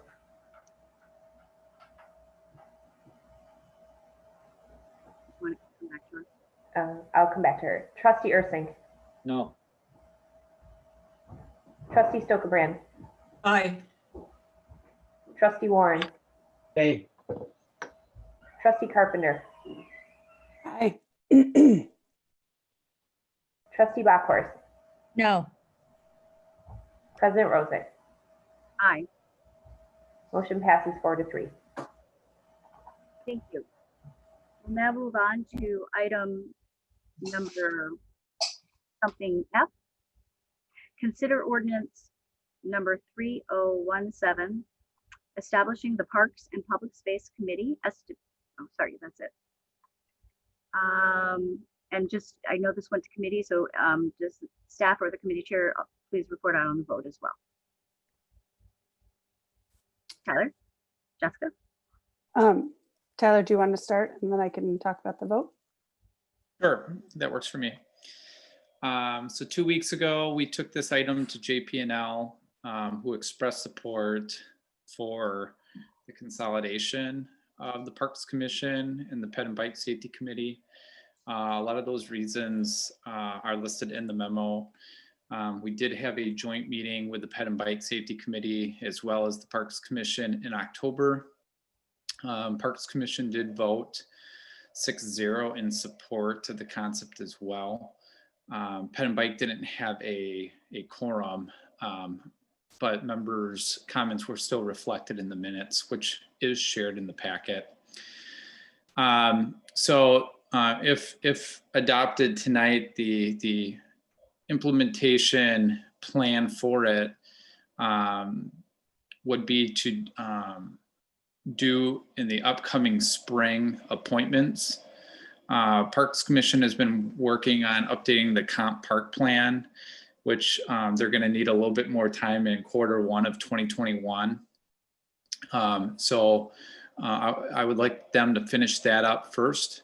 And then we could bring, if adopted tonight, we can bring this new commission or new committee for appointments during that appointment process. And then sometime in Q2, start the new committee. I also put in the packet just proposing that we would have, just so it's clean and clear, we would ask all members, if you're on the Parks Commission or the Pet and Bike Safety Committee, to apply for this new committee, and it would be up to the board to appoint and confirm those members onto this new committee. And because it's a new committee and they would be appointed as new members, their terms would start over again. I think that's it for now. I'm happy to answer any questions. Unless Trustee Carpenter, did you want to talk about the vote at all? Yeah, sure. Yeah, I mean, I think Tyler, you covered everything. Trustee Ursink and Amenta and I voted, I think I'm remembering this correctly, to move it forward to full board with a vote of 3-0. And I think that was everything. Thank you, Trustee Carpenter. And to clarify, Tyler, you said their terms would start over. I believe it's that it's a new committee. They would be new committee. It's a new term. There's no term start over. It's just they'd be on a new committee. And correct. Yep, that's a better characterization. Thank you. Okay, thank you, Trustee Ursink. I'd like to make a motion. Okay. I move to adopt ordinance number 3017, establishing the Parks and Public Spaces Committee. I'll second that. All right, we have a motion by Trustee Ursink, a second by Trustee Warren. Any further discussion? Seeing none. I have a question. Did I miss it in there? This new, it's a commission, not a committee, right? It is a committee. Oh, it's a committee. So is that a step down in prestige? I mean, we used to have a Parks Commission. Is there any legal difference between, no, okay. And the number of committee members then? Is that in here too? Yeah, it's a total of 13. So it's taking the Conservation Committee model of 13 members. So kind of streamlining that process, and then they would be able to get into subcommittees of 4. And then if any members of the public wanted to participate in any of those subcommittees, they could as well. And a quorum for them is going to be 7? 7, correct. Mm-hmm. Thank you, Trustee Serpent. I forgot to ask my question, Tyler. Who appoints the members? Is it the presidential So the language in the ordinance state it's the village board and through the village board appointment process. So it would be like all other committees. It doesn't have the JP&L language like the HRC has. Okay, so we'd follow the memo as of now that was provided by Attorney Bear. I'm just being clear because if I don't run, then the appointment will be done by the next president. And I'm just, to be clear, the president would then forward names to the board for confirmation. Is that correct? If so chose, or they can refer it to JP&L. Yeah, based on the village attorney letter, it would be up to the president as far as the appointment process that would be utilized. And so if a president wanted to utilize, the appointment policy that was adopted in 2017, another one, I would let that board, the president work with the board on making that determination. But we would first probably operate under the village attorney letter first, or a village attorney memo first. Must change. Thank you so much. And that just helps clarify for Sarah as the staff person for appointments. Any other questions? If none, go ahead and take the roll. Trustee Carpenter. Aye. Trustee Ursink. Aye. Trustee Stokebrand. Aye. Trustee Warren. Aye. Trustee Amenta. Aye. Trustee Bachhorst. Yes. President Rosick. Yes. Yep. Motion passes 7-0. Thank you. We'll move on then to item G, consider ordinance number 3018, repealing section 15523, charges against officer. Rebecca. At this time, I'm requesting the board repeal section 15523 for the reasons stated within the memo. If you have any additional questions, I'd be happy to answer them at this time. Thank you. Does anybody have any questions? I have one, and that just is, in absence of that, which I'm supportive of, per your recommendation, what happens if there's a charge against an elected official, which is where it resides under village board? As noted within the memo, should an individual desire to share their thoughts on any subject with the board, there has been and will continue to be an opportunity for public comment listed on the village board agendas. Furthermore, all municipalities are regulated under Wisconsin state statutes, which also outline steps for aggrieved individuals based upon specific grievance. And the same for appointed officials, correct? For any government officials, it would fall under the statute until otherwise directed by our village board.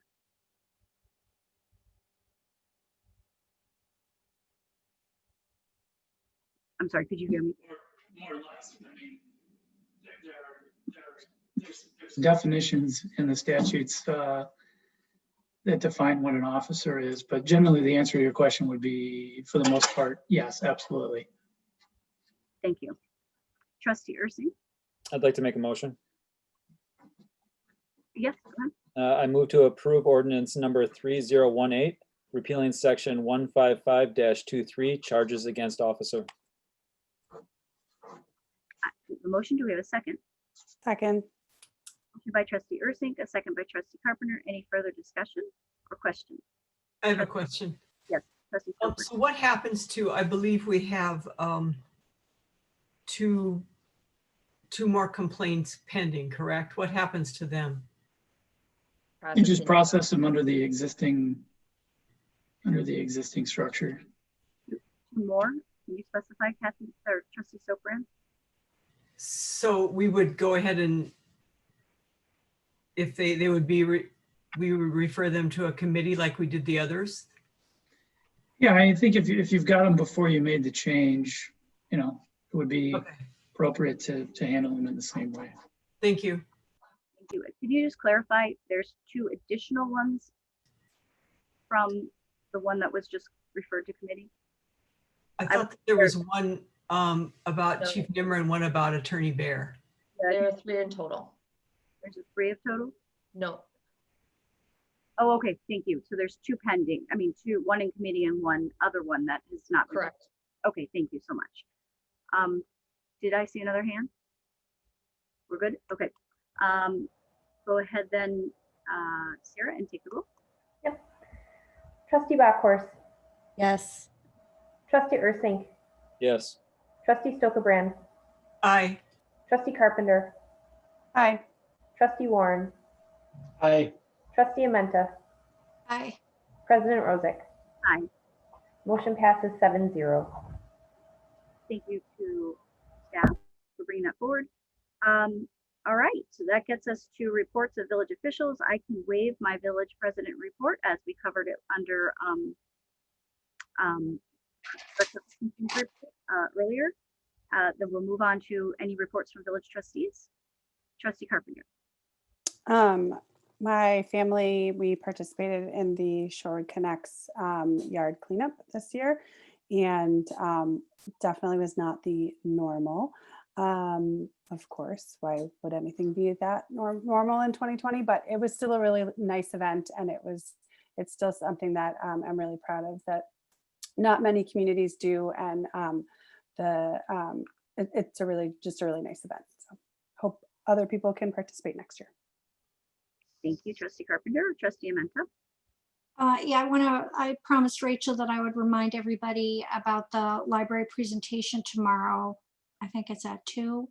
And it's about their plan for their renovation of the library space and where they are in the planning process. So if you can, don't forget to tune in.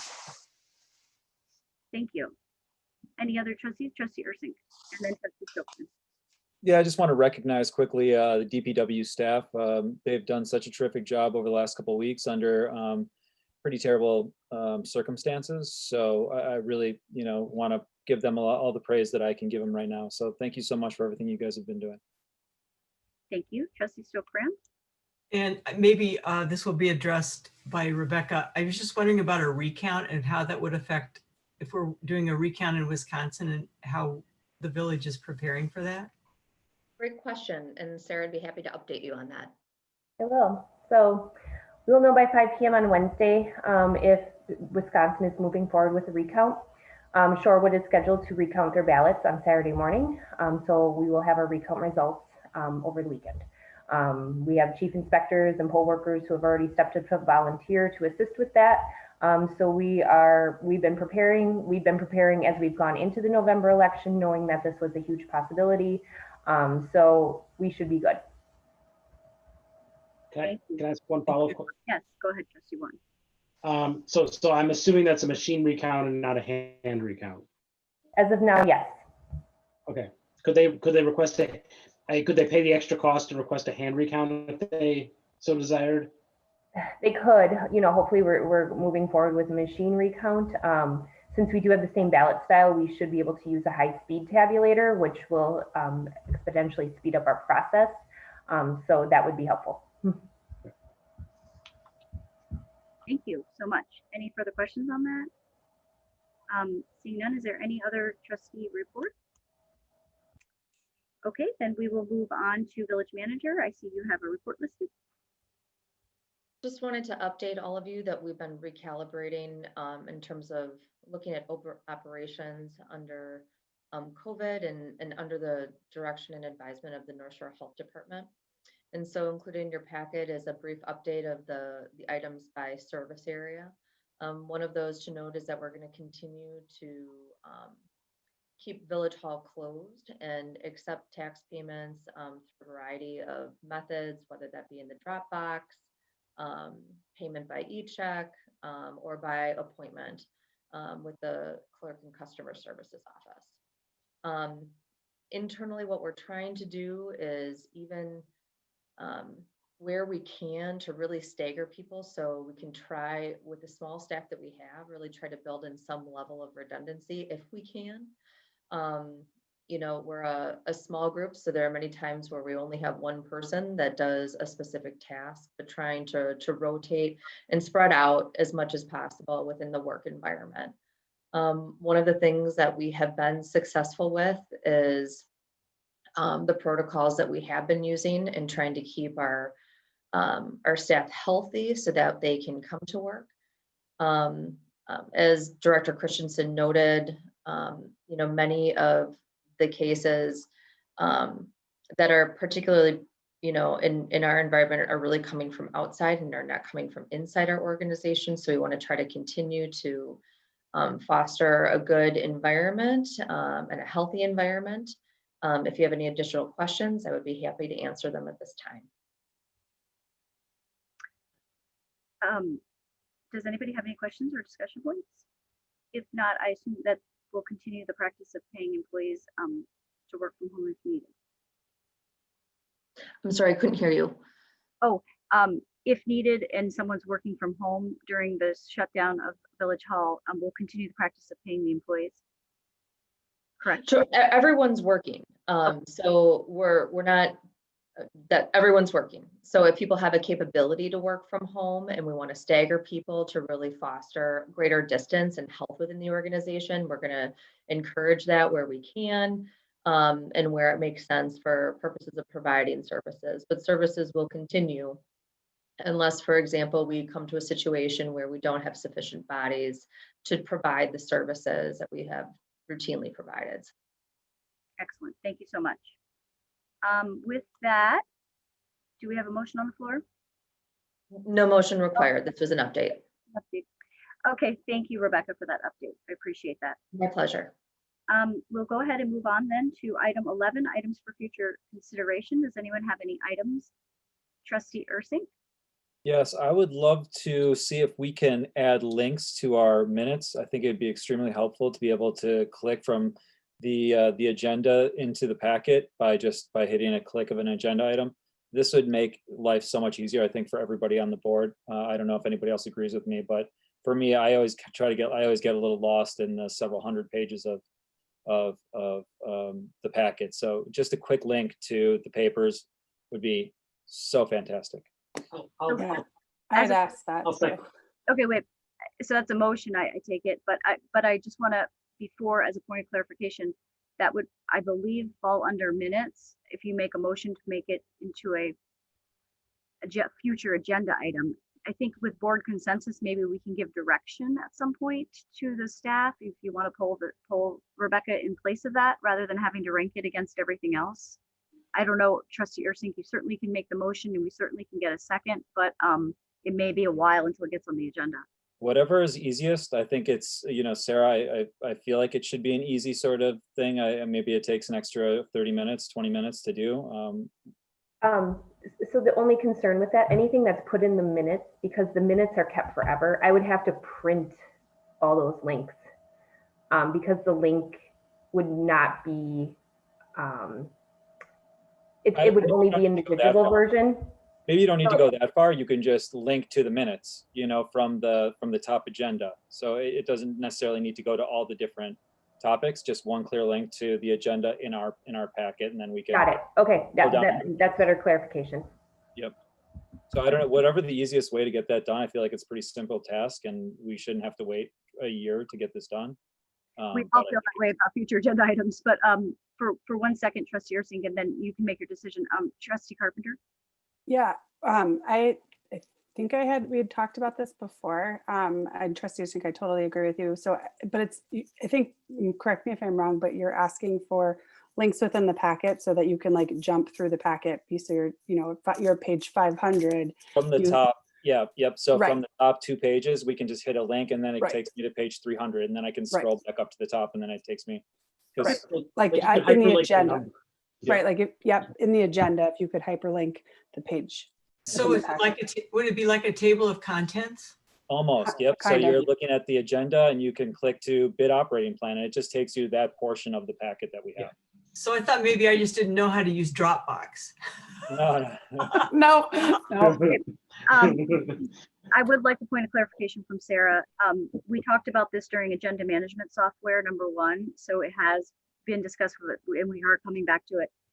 And it does fall under the heading of minutes. And this is really, but what would be the easiest way? Do we put it, what would be a recommendation in, please chime in, Rebecca, as a future agenda item where we rank it, or should maybe you just poll through an email individuals to staff, the board members, and we respond directly to you, so it gets done faster. I don't know what the right answer is.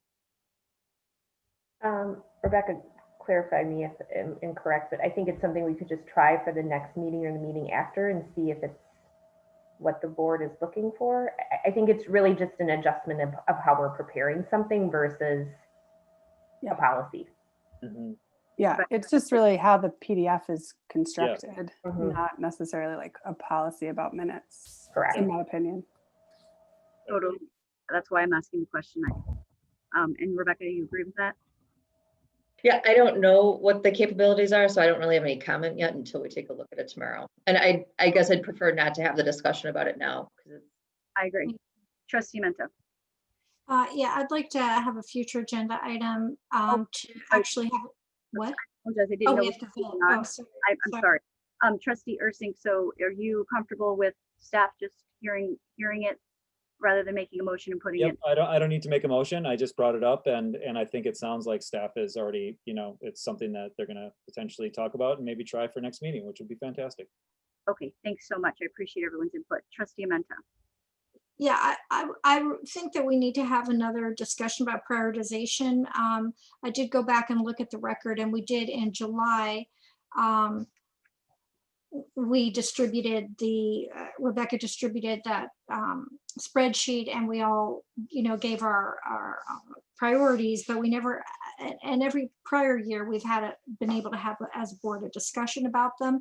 So I think that we didn't have that opportunity, and I think it's important for us to have that chance to talk about how it came out after everyone filled those out, because there were many to do, and we have 2 that we're going to move on to that only had 2 people vote for. So I'm not even sure we have 4 people who are in favor of those. So anyhow, I feel like it would be worth even just a 15 or 20-minute conversation to talk a little bit about what's on that list and what we want to tackle. And for example, I think we need to be having Public Works Committee meetings at every meeting to be going over the DPW study, and Public Safety Committee to be going over the police study, and JP&L to be going over the many issues about board governance that were on that list. So I mean, I can see as committees, we can start getting busy.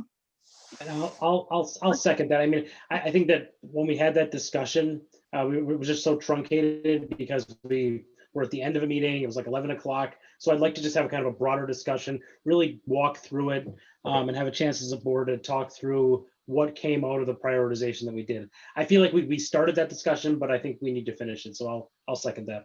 Could you just, Sarah, do you have the motion? Were you able to get the motion on that? Oh, correct me if I'm wrong, Trustee Menta. My understanding of the motion is that you are motioning to have an additional discussion about prioritization at a future meeting. Yeah. Okay. Village board meeting. Okay. All right. So is there any further discussion on that? Otherwise, we can take a vote. Okay. Go ahead. Trustee Backhorst. I'll move on. Trustee Ursink. Yes. Trustee Stokebrand. Aye. Trustee Carpenter. Aye. Trustee Warren. Aye. Trustee Menta. Aye. Trustee Backhorst. Yes. And President Rosick. Yes. Motion passes 7-0. Thank you. I have one future agenda item I'd like to propose. I'd like to make a motion to put on a future agenda and refer, I believe it's to the Planning Commission, correct me if I'm wrong, but solar panel conditional use permit change. So a change to our solar panel conditional use permitting process or standards or whatever, a change to the special permit process for solar panels. I'll second. And second, Carpenter. Is there further discussion? Yes, Trustee Warren.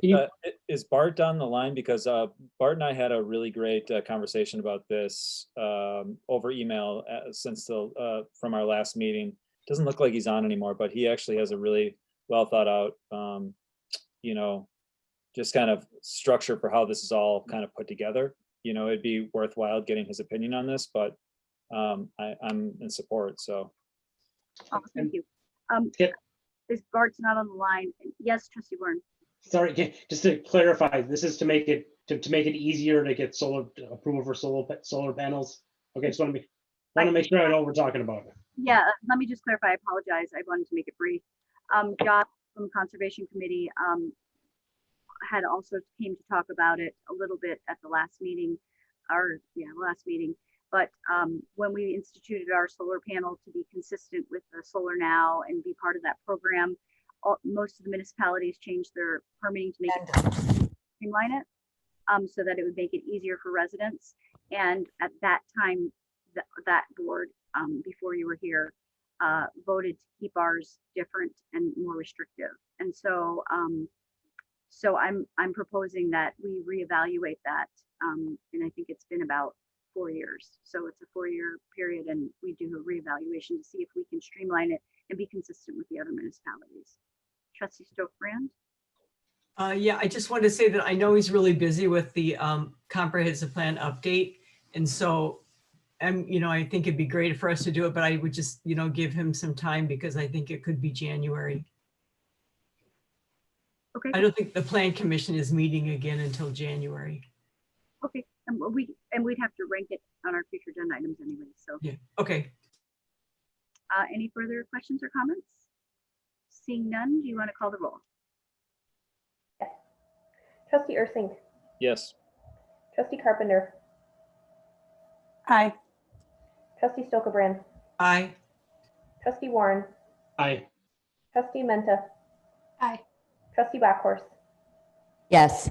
President Rosick. Aye. Motion passes 7-0. Thank you. Okay, any other future agenda items? If not, I will take, we don't adjourn, correct? We're going into closed session? You do adjourn, so I'll need a motion. I'll need you to read the motion and announce the time. Whoever's making the motion. I'll move to adjourn into closed session pursuant to section 19.851C, considering employment, promotion, compensation, or performance evaluation data of any public employee. Second. At 11:27 p.m. Second. Okay, all right, that was the complete motion. We have a motion by Trustee Menta to adjourn and go into closed session. A second. Of course, yeah. Of course. And any discussion or comments? If not, take the roll, please. Trustee Backhorst. Yes. Trustee Carpenter. Yes. Trustee Menta. Aye. Trustee Ursink. Yes. Trustee Stokebrand. Aye. Trustee Warren. Aye. President Rosick. Aye. All right, and then I believe you guys have a separate link for closed session. So we log out and log back in. Okay, thank you all, and I will see you in 5 minutes for